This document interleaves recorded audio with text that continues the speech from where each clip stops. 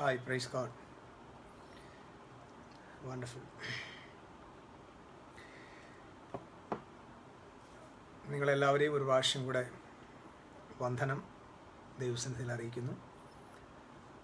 Vimal Paul, Anil Antony, സഹോദരന്മാരെ Neema, Binu, Anilkumar, Jomet, thank you for joining. നമ്മളിന്ന് ഒരു ജനറലായിട്ടുള്ളൊരു പഠനമാണ് ഈ വിശുദ്ധ തിരുവെഴുത്തിൽ നിന്ന് കൊണ്ടുവരാൻ പോകുന്നത്.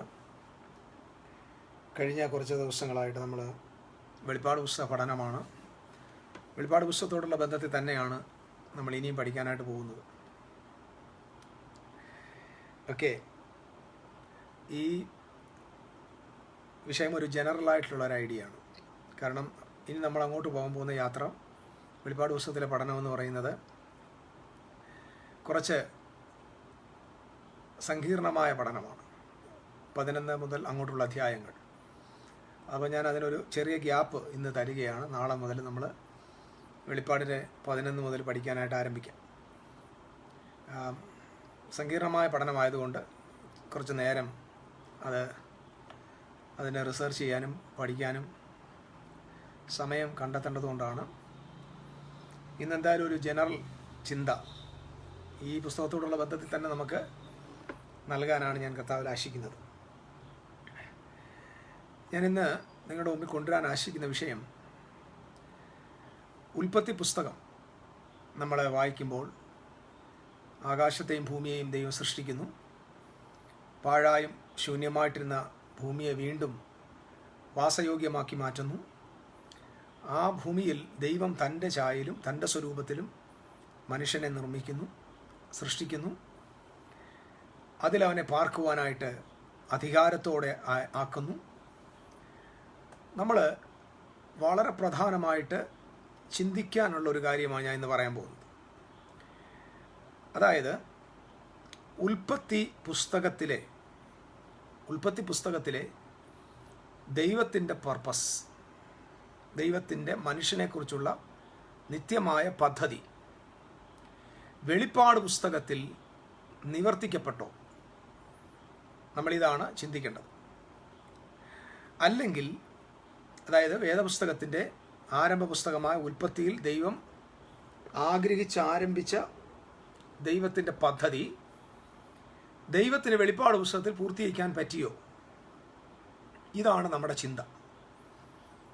അങ്ങനെ പറ്റിയില്ലെങ്കിൽ, അല്ലെങ്കിൽ മനുഷ്യനെ സംബന്ധിച്ച് ദൈവിക പദ്ധതി ഭൂമിയിൽ സൃഷ്ടിച്ച് ആക്കിയ ദൈവം ആ ഒരു പദ്ധതിയെ മനുഷ്യന് വേണ്ടി ആവിഷ്കരിച്ച് അതിനെക്കുറിച്ച് ആണ് ബാക്കി മുഴുവൻ നമ്മൾ വേദപുസ്തക സ്ക്രിപ്ചേഴ്സിൽ മൊത്തം ഇത് കാണുന്നത്. ആ പദ്ധതി വെളിപ്പാട് പുസ്തകത്തിൽ പൂർണ്ണമായോ? അതോ നമ്മുടെ നാട്ടിൽ ചൊല്ലുപോലെ അന്തിയോളം വെള്ളം കോരിയിട്ട് അവസാനം കൊണ്ടുവന്ന് കുട ഉടച്ച് കളഞ്ഞു? നമ്മുടെ ഒരുപാട് പഠനങ്ങളിൽ നമ്മുടെയൊക്കെ വിശ്വാസത്തിൻ്റെ ചില നേർരേഖകൾ പരിശോധിച്ചാൽ എവിടെയൊക്കെയോ കുറച്ച് ക്രമക്കേടുകൾ കാണാൻ പറ്റും. അതായത് ദൈവത്തിൻ്റെ പദ്ധതികൾ എവിടെയൊക്കെയോ കൈമോശം വന്നതായിട്ടും പിന്നെ അങ്ങോട്ടൊരു അഡ്ജസ്റ്റ്മെൻറ്റിൽ ദൈവം പോകുന്നതായിട്ടുമാണ് നമ്മൾ തിരുവെഴുത്തുകളെ വ്യാഖ്യാനിക്കുന്ന ഒരുപാട് പഠനങ്ങളിൽ മനസ്സിലാക്കുന്നത്. അപ്പം ഞാൻ ഇന്ന് പറയാൻ പോകുന്ന വിഷയം വളരെ പ്രാധാന്യമുള്ള വിഷയമാണ്. കാരണം ഇത് വേദപുസ്തകത്തിൻ്റെ ആകെത്തുകയായി നമുക്ക് എടുക്കാൻ പറ്റുന്നൊരു വിഷയമാണ്. ഉൽപ്പത്തിയിലെ ദൈവത്തിൻ്റെ പദ്ധതി വെളിപ്പാട് പുസ്തകത്തിൽ പൂർണ്ണമായോ? അല്ലെങ്കിൽ അങ്ങനെ പൂർണ്ണമായില്ലെങ്കിൽ വിശുദ്ധ തിരുവെഴുത്തിന് എന്ത് ആധികാരികത എന്നൊരാൾ ചോദിച്ചാൽ കഥയില്ലാത്തൊരു പുസ്തകമായിട്ട് വേദപുസ്തകം മാറുകയാണ്. കാരണം ഈ പദ്ധതി ദൈവം ആരംഭിച്ചിട്ട്, അല്ലെങ്കിൽ മനുഷ്യ സൃഷ്ടി, അവനെക്കുറിച്ചുള്ള പേർപ്പസ്, ആ പേർപ്പസ് പൂർണ്ണമായില്ലെങ്കിൽ ഈ വിശുദ്ധ ബൈബിൾ പൂർണ്ണമാകാത്ത ഒരു പുസ്തകമായി ഏതൊരു കഥയ്ക്കും ഏതൊരു കാര്യത്തിനും ഒരു അന്ത്യമുണ്ട്. ആ അന്ത്യം കൃത്യമായിരിക്കും. നമുക്കറിയാം, ഒരു ഡ്രാമ എടുത്താലും, ഒരു കഥ എടുത്താലും, ഒരു നോവൽ വായിച്ചാലും, ഒരു സിനിമ എടുത്താലും ഈ ലോകത്തിൽ ഏതെങ്കിലും ഒരു കലാരൂപം നമ്മൾ കൊണ്ടുവന്നാലും അതിൻ്റെ ആരംഭം ശാന്തമായിട്ട് തുടങ്ങും, പിന്നെ അതിനകത്ത് കുറച്ച് സംഘർഷമായ പ്രശ്നങ്ങളുണ്ടാകും. ഒടുവിൽ എങ്ങനായാലും ഒരു ഗ്ലോറിയസ് എൻഡാണ് നമ്മൾ ഈ ലോകത്തിലെ എല്ലാ കാര്യങ്ങളിലും കാണുന്ന ഒരു ഗ്ലോറിയസ് എൻഡാണ്. പക്ഷെ വിശുദ്ധ ബൈബിളിലെ നമ്മുടെ നിലവിലുള്ള പഠനങ്ങൾ, അതായത് അന്ത്യകാല ശാസ്ത്രം, അന്ത്യകാല വേദശാസ്ത്രം, ബൈബിളിൻ്റെ എൻഡ് പറയുമ്പോൾ അതൊരു ഗ്ലോറിയസ് എൻഡായിട്ടല്ല, അതൊരു ഭയാനകമായ അവസാനമായിട്ടാണ് നമ്മളെല്ലായിടത്തും കാണുന്നത്. ഭയാനകമായ ഒരു അവസാനം. എല്ലാ കഥകളും അവസാനിക്കേണ്ടത് തുടക്കത്തിൻ്റെ ആ പർപ്പസ് നിവൃത്തിയാകുന്നതിലായിരിക്കണം. എന്നാൽ ഞാൻ എന്തുകൊണ്ടൊരു ഫ്യൂച്ചറിസ്റ്റ് അല്ല, അല്ലെങ്കിൽ ഞാൻ എന്തുകൊണ്ട് ഈ നിലവിലുള്ള അന്ത്യകാല ശാസ്ത്രത്തെ വിശ്വസിക്കുന്നില്ല? അതിനൊരു കാരണമുണ്ട്. അതിലൊരു കാരണം, ആ എൻഡ് ടൈം എന്ന് പറയുന്നത്, നിലവിലുള്ള എൻഡ് ടൈമും ദൈവത്തിൻ്റെ ആരംഭവും തമ്മിൽ ഒരു ബന്ധവുമില്ല. ഒരു ബന്ധവുമില്ല. കൂർക്കയും ആട്ടുംപുഴുക്കയും പോലെ ഇരിക്കുക എന്ന് പറഞ്ഞാൽ ഒരു ബന്ധവുമില്ല, ചേരാതിരിക്കുക. കാണുമ്പോൾ ഏകദേശമൊക്കെ തുല്യമായിട്ട് തോന്നുന്നു, ഒരു ബന്ധവുമില്ല. അപ്പം ഞാൻ അതുകൊണ്ടാണ് നിലവിലുള്ള അന്ത്യകാല ശാസ്ത്രത്തെ അംഗീകരിക്കാൻ എനിക്ക് ബുദ്ധിമുട്ടുള്ളത്. ഇനി യഥാർത്ഥമായിട്ട്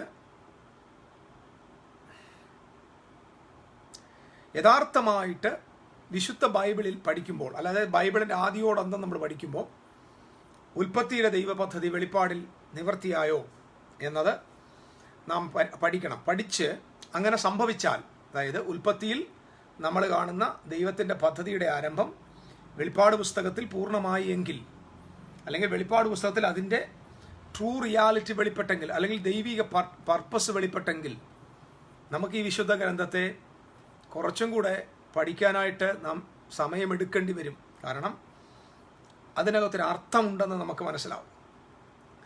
രണ്ടാമത്തെ വിഷയം നമ്മൾ പഠിക്കേണ്ടത് യേശു ക്രിസ്തുവിൻ്റെ ഇനിയുള്ള രണ്ടാമതൊരു വരവിൻ്റെ ആവശ്യം എന്താണെന്നാണ്. അത് നമ്മൾ പഠിക്കണം. അതും ദൈവപദ്ധതിയുമായിട്ടാണ് എന്ത് ബന്ധം? ഇനി യേശുവിന് ഇനി ഒന്നും കൂടെ ഒരു വരവിൻ്റെ ആവശ്യമുണ്ടോ? ആ ആവശ്യം എന്തിൻ്റെ ആവശ്യത്തിനാണ്? അതായത് മനുഷ്യ സൃഷ്ടിയിൽ ഭൂമിയിൽ വാഴട്ടെ, അവർ ആകാശത്തിലെ പറവകളെയും സമുദ്രത്തിലെ മത്സ്യങ്ങളെയും ഭൂമിയിൽ സഞ്ചരിക്കുന്ന സകല ജന്തുക്കളെയും വാഴട്ടെ, ഭൂമിയെ അടക്കി വാഴട്ടെ എന്ന ദൈവത്തിൻ്റെ നിത്യമായ മനുഷ്യനെക്കുറിച്ചുള്ള പദ്ധതി സൃഷ്ടിയിൽ തന്നെ വെളിപ്പെട്ടു. ആ പദ്ധതിക്കകത്ത് ഒരിക്കലും നമുക്ക് ചേരാൻ പറ്റാത്ത പല കാര്യങ്ങളാണ്. മധ്യാകാശത്ത് കുറച്ചാൾ വാഴാൻ പോകുന്നു, പിന്നെ തിരിച്ചിറങ്ങി വരാൻ പോകുന്നു, പിന്നെ ഇവിടെ വന്നിട്ട് പല കാര്യങ്ങൾ ചെയ്യാൻ പോകുന്നു. ഇതെല്ലാം ഈ പദ്ധതിയുമായിട്ട് നമുക്ക് ചേർത്ത് വായിക്കാൻ പറ്റില്ല. അപ്പം ദൈവം എന്തുദ്ദേശത്തിന് ഭൂമിയെ മനുഷ്യനെ സൃഷ്ടിച്ചു എന്നതിൻ്റെ അർത്ഥം നമ്മൾ വെളിപ്പാട് പുസ്തകത്തിൽ കണ്ടെത്തിയേ പറ്റൂ. അല്ലെങ്കിൽ ഈ പുസ്തകം എൻഡില്ലാത്തൊരു പുസ്തകമായിട്ട് നമ്മുടെ ബൈബിൾ കിടക്കുക. അതായത് കഥയില്ലാത്ത ഒരു പുസ്തകം. കഥ തുടക്കത്തിലുണ്ടായിരുന്നു, പക്ഷേ അവസാനം മനുഷ്യൻ പാപം ചെയ്തതുകൊണ്ട്, പിശാച് വന്നതുകൊണ്ട് ദമ്പുരാൻ പദ്ധതിയെല്ലാം മാറ്റി. ഇനി പോകുന്ന വഴി പൊയ്ക്കോട്ടെ, എവിടെങ്കിലും കൊണ്ടങ്ങ് തീർക്കാം. നമ്മുടെ നാട്ടിലൊരു ചൊല്ലുണ്ടല്ലോ, പോകുന്നത് പോലെ അടിച്ച വഴി പോകുന്നില്ലെങ്കിൽ പോകുന്ന വഴി അങ്ങ് അടിക്കാം എന്ന നിലയിലേക്ക് നമ്മൾ വിശുദ്ധ ബൈബിളിനെ കൊണ്ടുപോകരുത്. അങ്ങനെയല്ല കർത്താവ് അവിടുത്തെ തിരുവെഴുത്തുകളെ മനുഷ്യരുടെ മുമ്പിൽ വെളിപ്പെടുത്തി കൊണ്ടുവന്നിരിക്കുന്നത്. ഒരു പ്രാവശ്യമോടെ ഞാൻ പറയാം, വിശുദ്ധ ബൈബിൾ ഒരു കുടുംബ പുസ്തകമാണ്. അത് ഞാൻ മുമ്പേ സൂചിപ്പിച്ചു. അതിൻ്റെ ഏറ്റവും വലിയ തെളിവ് ആദ്യത്തെ വാക്യമാണ്. ബെറേഷിത്ത് എന്ന് പറഞ്ഞ് തുടങ്ങുന്ന ആദ്യത്തെ പദം. സോ ബെറേഷിത്ത് എന്ന പദത്തിൻ്റെ തുടക്കം ബെയ്ത്തിലാണ്. ബെയ്ത്ത് എന്നാൽ ഭവനം എന്നാണ്.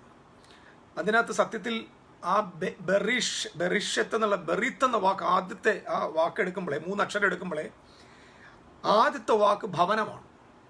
രണ്ടാമത്തെ വാക്ക് കൂടെ, അതായത് രണ്ടാമത്തെ അക്ഷരം കൂടെ ആകുമ്പോൾ ബെയ്ത്ത് ബെറെന്നാവും. ബെറെന്നത് പറഞ്ഞാൽ പുത്രൻ എന്നാണ്. ബെറിത്ത് എന്ന് പറഞ്ഞു കഴിഞ്ഞാൽ ഉടമ്പടി എന്നാകും. അതായത് ആ ഒരു ആദ്യത്തെ വാക്ക്, ആദിയിൽ എന്ന് നമ്മൾ കാണുന്ന വാക്യത്തിൻ്റെ എബ്രായ വാക്കിൽ ആദ്യത്തെ അക്ഷരം, നമ്മുടെ മലയാളത്തിൽ നമ്മൾ പറയും ആയിൽ ആരംഭിച്ച് ആമേനിൽ അവസാനിക്കുന്ന പുസ്തകം എന്നൊക്കെ പറയും. പക്ഷേ അങ്ങനല്ല.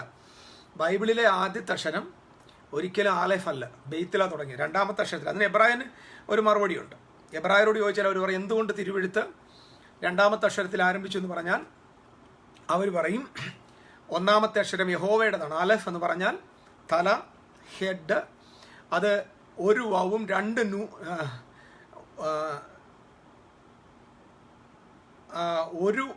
രണ്ട് യോതും ചേരുന്നതാണ്. ഒരു വവും രണ്ട് യോതും എന്ന് പറഞ്ഞാൽ ആലേഫ് എന്ന അക്ഷരം ഉണ്ടാക്കണമെങ്കിൽ രണ്ട് വവും വേണം, ഒരു യോതും വേണം. അപ്പോൾ രണ്ട് വവും ഒരു യോതും എന്ന് പറഞ്ഞു കഴിഞ്ഞാൽ വവിൻ്റെ അക്ഷരത്തിൻ്റെ വാല്യൂ എന്ന് പറയുന്നത് 6 യോതിൻ്റെ ന്യൂമറിക്കൽ വാല്യൂ എന്ന് പറയുന്നത് 10. അപ്പോൾ രണ്ട് യോതും കൂടെ ചേരുമ്പോഴത്തേന് 10 10 20 ആവും. ഒരു വവും കൂടെ ചേരുമ്പോഴത്തേന് 26 ആവും. അപ്പം എന്തുകൊണ്ടാണ് ദൈവത്തിൻ്റെ വചനം ബെയ്ത്തിൽ ആരംഭിച്ചത് എന്ന് ചോദിച്ചാൽ അവർ പറയും ഈ തിരുവെഴുത്തിന് മുമ്പ് ദൈവമുണ്ട് എന്ന് തെളിയിക്കാനാണ്. അതായത് ദൈവം പുസ്തകത്തിൻ്റെ അകത്തല്ല, മറിച്ച് ദൈവം പുസ്തകത്തിൻ്റെ പുറത്താണെന്ന് യഹൂദൻ പഠിപ്പിക്കുന്നത് അങ്ങനെയാണ്. അതുകൊണ്ടാണ് ആലേഫ് എന്ന അക്ഷരം, ആ ആലേഫ് എന്ന അക്ഷരത്തിൻ്റെ സ്പ്ലിറ്റ് ചെയ്താൽ രണ്ട് യോതും ഒരു വവുമാണ്. രണ്ട് യോതിന് 10 10 20 ന്യൂമറിക്കൽ വാല്യൂ, വാവുവിന് 6, അങ്ങനെ 20 6 26. അപ്പം നമ്മൾ ആലേഫ് എന്ന അക്ഷരത്തെ നമ്മൾ കട്ട് ചെയ്തെടുത്താൽ, അതിനെ സ്പ്ലിറ്റ് ചെയ്താൽ നമുക്ക് 26 എന്ന ന്യൂമറിക്കൽ വാല്യൂ കിട്ടും. വാസ്തവത്തിൽ അത് ഒന്നാണ് കേട്ടോ. എന്തുകൊണ്ട് 26 എന്ന് പറഞ്ഞാൽ അതിനർത്ഥം ഇത്രയേ ഉള്ളൂ. ബൈബിളിലെ നമ്മുടെ ദൈവത്തിൻ്റെ നാമം യഹോവേ, നമ്മുടെ മലയാളത്തിൽ യഹോവ എന്ന് പറയും, ഇംഗ്ലീഷുകാരൻ യാഹ്വേ എന്ന് പറയും. ഒറിജിനലി യഹ്വേ എന്നാണ്. യഹ്വേ എന്ന വാക്കിൻ്റെ അർത്ഥം ഹി എക്സിസ്റ്റ് എന്നാണ്. അപ്പോൾ ആ ഹി എക്സിസ്റ്റ് എന്ന് പറയുന്ന ആ വാക്കിൻ്റെ അല്ലെങ്കിൽ യൂത് ഹേ വാവ് ഹേ എന്ന് പറയുന്ന ഈ അക്ഷരത്തിൻ്റെ ന്യൂമറിക്കൽ വാല്യൂ എന്ന് പറയുന്നത് 26. യൂത് എന്ന് പറഞ്ഞു കഴിഞ്ഞാൽ 6, ഹേ എന്ന് പറഞ്ഞാൽ 5, വാവ് എന്ന് പറഞ്ഞാൽ 10, ഹേ എന്ന് പറഞ്ഞാൽ 5. യൂത് ഹേ വാവ് ഹേ എന്ന് പറഞ്ഞാൽ 26 ആണ് ന്യൂമറിക്കൽ വാല്യൂ. അതുകൊണ്ടാണ് യെറുശലേം എന്ന് പറയുന്ന ദൈവത്തിൻ്റെ ആലയത്തിൽ ആ ദൈവാലയത്തിൻ്റെ പ്രോപ്പർട്ടി, അത് അവരുടെ ഏരിയ എന്ന് പറയുന്നത് 26 ഏക്കറാണ്. 26 ഏക്കേഴ്സ് ഓഫ് ലാൻഡാണ്. കാരണം യഹോവ അവിടുത്തെ നാമം സ്ഥാപിക്കുന്ന ഇടമെന്നാണ് ബൈബിൾ പറയുന്നത്. അപ്പം ദൈവം തൻ്റെ നാമത്തെ സ്ഥാപിച്ച സ്ഥലത്തെയാണ് യെറുശലേം എന്ന് വിളിക്കുന്നത്. എങ്ങനെയാണ് ഇത് സ്ഥാപിച്ചതെന്ന് ചോദിച്ചാൽ യഹോവയായ ദൈവത്തിൻ്റെ നാമത്തിൻ്റെ ന്യൂമറിക്കൽ വാല്യൂവിനനുസരിച്ചാണ് യെറുശലേമിൻ്റെ പ്രോപ്പർട്ടിയുടെ വിസ്താരം ഏരിയ കണക്കാക്കുന്നത്. അപ്പം അവിടെ ആ നാമം ഇരിക്കുന്നത്, ആ വാല്യൂ ഇരിക്കുന്നത് അവിടുത്തെ ആ ഏരിയയിലും ആ നാമം സ്ഥാപിച്ച സ്ഥലം യഹോവയുടെ നാമത്തിൻ്റെ ന്യൂമറിക്കൽ വാല്യൂവുമായിട്ട് ബന്ധപ്പെട്ട 26. അപ്പോൾ 26 എന്ന യഹോവയുടെ നാമമാണ് ആദ്യം. അതുകൊണ്ടാണ് ആലേഫ് ആദ്യം കൊടുത്തത്. ബെയ്ത്ത് തുടങ്ങുക. അപ്പോൾ വിശുദ്ധ ബൈബിൾ ആരംഭിക്കുന്നത് ബെയ്ത്തിലാണ് ആരംഭിക്കുന്നത്. നമ്മൾ ബൈബിൾ പഠിക്കുമ്പോൾ ബൈബിളിൻ്റെ ആകെ തുക എന്താണെന്ന് ചോദിച്ചാൽ ഇതൊരു മതപുസ്തകമല്ല. അത് ആദ്യം മനസ്സിലാക്കണം. ഇത് ഒരു കുടുംബത്തിൻ്റെ പുസ്തകമാണ്. ഇതൊരു കുടുംബത്തിൻ്റെ കഥ പറയുന്ന പുസ്തകമാണ്. ഇതിൻ്റെ തുടക്കവും ഒരു കുടുംബമാണ്, ഇതിൻ്റെ ഒടുക്കവും ഒരു കുടുംബമാണ്. ഇതിൻ്റെ തുടക്കത്തിൽ നമുക്ക് കാണുന്ന കുടുംബത്തിൽ പിതാവ്, പുത്രൻ, പരിശുദ്ധ റൂഹ എന്ന 3 ആളത്വങ്ങൾ, വ്യക്തിത്വങ്ങൾ, പേഴ്സൺസ് ഒരുമിക്കുന്ന ട്രിനിറ്റി എന്ന കുടുംബമാണ് ഈ തിരുവെഴുത്തിൻ്റെ തുടക്കമെങ്കിൽ അതിന് നമ്മൾ വ്യക്തമായിട്ട് ഉൽപ്പത്തി ആരംഭത്തിൽ തന്നെ ഉണ്ട്. ലോഹീം, ദൈവങ്ങൾ, ഗോഡ്സ് എന്നാണ്. അവിടെ ദൈവത്തെ ന്യൂമറിക്കലി പറഞ്ഞേക്കുന്നത് അത് ഇൻ്റഗ്രേറ്റഡ് ഫോമിലാണത് സംസാരിച്ചിരിക്കുന്നത്. എലോവ എന്ന് പറഞ്ഞു കഴിഞ്ഞാൽ സിംഗിളാണ്, ഗോഡ് എന്ന അർത്ഥത്തിലാണ്. അതിലാണ് ഈ അള്ള എന്ന വാക്ക് വന്നത്. എലോവ എന്ന് പറഞ്ഞു കഴിഞ്ഞാൽ അതിൽ നിന്നാണ് അതിൻ്റെ അറബിക്ക് ഫോം അള്ള, അതായത് ഏക ദൈവം എന്നുള്ളത്. എലോഹിം എന്ന് പറഞ്ഞാൽ ബഹുദൈവം എന്നർത്ഥമല്ല, ഇൻ്റഗ്രേറ്റഡ് ഫോം ഓഫ് ഗോഡാണ്. അപ്പോൾ അവിടെയാണ് ദൈവത്തെ നമ്മൾ കാണുന്നത്. ആദ്യം ഫാദറിനെ നമ്മൾ ഗോഡ് എലോഹിം കാണുന്നു. തൊട്ട് താഴെ നമ്മൾ ഹോളി ഗോസ്റ്റിനെ ഹ ഖദോഷ്, ദൈവത്തിൻ്റെ പരിശുദ്ധ റൂഹായെ കാണുന്നു. അത് കഴിയുമ്പോൾ നമ്മൾ ഈ ക്രിയേഷനിൽ നമ്മൾ ഒരു ഇൻട്രൊഡക്ഷൻ പോലെയാണ് നമ്മൾ ക്രിസ്തുവിനെ കാണുന്നത്. അതിങ്ങനെയാണ്, വെളിച്ചമുണ്ടാകട്ടെ എന്ന് ദൈവം കൽപ്പിക്കുന്നു. നമ്മുടെ ബൈബിളിൽ വെളിച്ചമുണ്ടാകട്ടെ, മലയാളത്തിൽ എഴുതിയേക്കുന്നത് വെളിച്ചമുണ്ടാകട്ടെ, ഇംഗ്ലീഷിൽ ലെറ്റ് ദെയർ ബി ലൈറ്റ് എന്നാണ്. എന്നാൽ ഞാൻ ആ എബ്രായ ഈ അധ്യായത്തിൻ്റെ മെക്കാനിക്കൽ ട്രാൻസ്ലേഷൻ എന്ന് പറഞ്ഞാൽ ഹീബ്രുവിൻ്റെ ഒറിജിനൽ, അതായത് ഏൻഷ്യൻ്റ് ഹീബ്രുവിൻ്റെ അക്ഷരത്തിൻ്റെ അതിനകത്തുള്ള കെമിസ്ട്രി ലാംഗ്വേജ് പോലെയാണ് നമ്മുടെ എബ്രായ ലാംഗ്വേജ്. അതിൻ്റെ മെക്കാനിക്കൽ ട്രാൻസ്ലേഷൻ ഇങ്ങനെയാണ്: ലെറ്റ് ദെയർ ബി ലൈറ്റ് എന്നല്ല ദൈവം പറഞ്ഞത്. നമ്മളതിനെ ട്രാൻസ്ലേറ്റ് ചെയ്ത് അങ്ങനെ ആക്കിയ ആക്ച്വലി കൊടുത്തേക്കുന്നത് ലെറ്റ് ഹിം ബി ലൈറ്റ് എന്നാണ്. അതിന് ഹീബ്രുവിൽ ഹയ ഊർ എന്നാണ്. ഹയ ഊർ. ഹയ എന്ന വാക്കിൻ്റെ അർത്ഥം ലെറ്റ് ഹിം ബി എന്നാണ്. അവനായിത്തീരട്ടെ എന്നാണ്.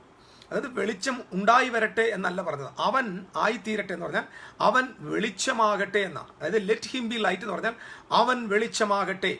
ഇതിനെക്കുറിച്ചാണ് യോഹന്നാന്റെ സുവിശേഷത്തിൽ എഴുതിയിരിക്കുന്നത്: അവനിൽ ജീവൻ ഉണ്ടായിരുന്നു, ജീവൻ മനുഷ്യരുടെ വെളിച്ചമായിരുന്നു. So he was the light. അതുകൊണ്ടാണ് ബൈബിൾ പറഞ്ഞത് ആരംഭം മുതൽ സത്യ വെളിച്ചം ഭൂലോകത്തിലേക്ക് വന്നുകൊണ്ടിരുന്നു. സൂര്യനും ചന്ദ്രനും നക്ഷത്രങ്ങളും കാണുന്ന ഈ നാച്ചുറൽ ലൈറ്റ് ഉണ്ടാകുന്നതിന് മുൻപ് വിശുദ്ധ ബൈബിളിൽ ദൈവപുത്രനെ വെളിച്ചമായിട്ടാണ് ഇൻട്രൊഡ്യൂസ് ചെയ്യുന്നത്. ലെറ്റ് ഹിം ബി ലൈറ്റ്, ഹയാവൂർ എന്ന് പറഞ്ഞുകൊണ്ട് ദൈവം തൻ്റെ പുത്രനെ ഇൻട്രൊഡ്യൂസ് ചെയ്യുക. അങ്ങനെ പരിശുദ്ധ തൃത്വത്തിൻ്റെ നടനമാണ് നമ്മൾ ഉൽപ്പത്തിയിൽ ആരംഭത്തിൽ കാണുന്നത്. നിങ്ങളിത് മനസ്സിൽ വെക്കണം. അതായത് ദൈവം എന്ന കോൺസെപ്റ്റ് ഏതോ ഒരു മലയുടെ മുകളിൽ ഒറ്റയ്ക്കിരുന്ന് ഇങ്ങനെ ബോറടിച്ചപ്പോൾ എന്നെ ആരാധിക്കാൻ കുറച്ച് മനുഷ്യരെ നമുക്ക് സൃഷ്ടിക്കാം എന്ന് വെച്ചുകൊണ്ട് ആരാധിക്കാൻ വേണ്ടി മനുഷ്യനെ സൃഷ്ടിച്ചു എന്ന് പറയുന്ന വിഡ്ഢിത്ത തിയോളജി, അതിനെ വിഡ്ഢി തിയോളജി എന്ന് വേണമെങ്കിൽ പറയാം. കാരണം ദൈവം മനുഷ്യനെ സൃഷ്ടിച്ചത് ആരാധിക്കാൻ വേണ്ടിയല്ല.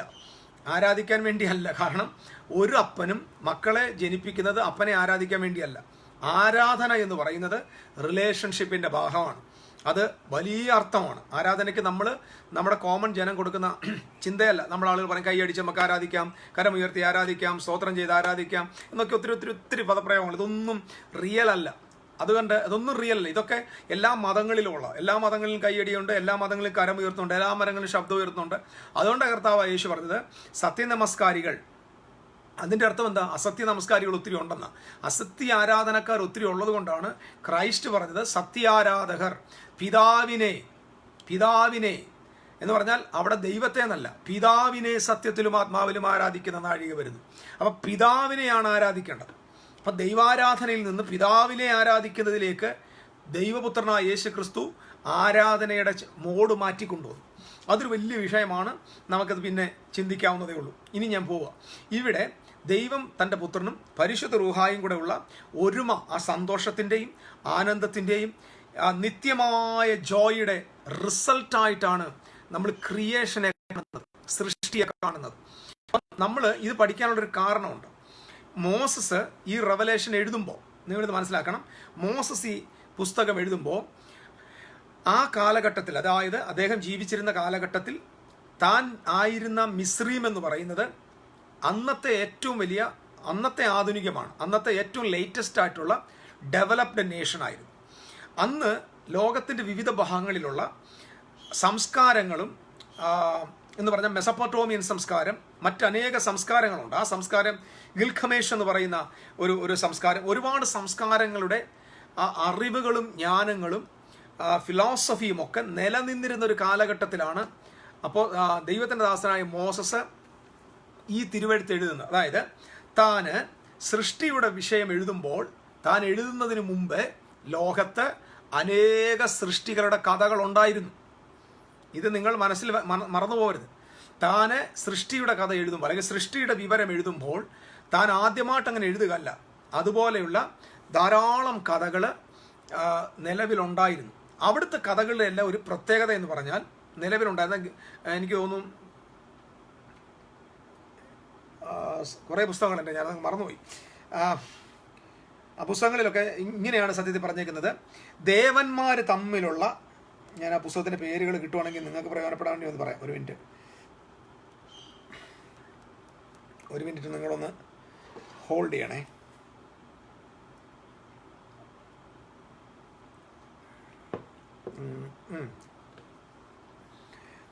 അതായത് എനുമ എലിസ എന്ന് പറയുന്ന ഒരു പുസ്തകമുണ്ട്. Enuma Elish. നിങ്ങൾക്ക് വായിക്കാൻ പറ്റുന്നെങ്കിൽ it is available in the PDF ഫോർമാറ്റിൽ നമുക്ക് ഗൂഗിൾ അവൈലബിൾ ആണ്. എനുമ എലിസ എന്നൊരു പുസ്തകമുണ്ട്.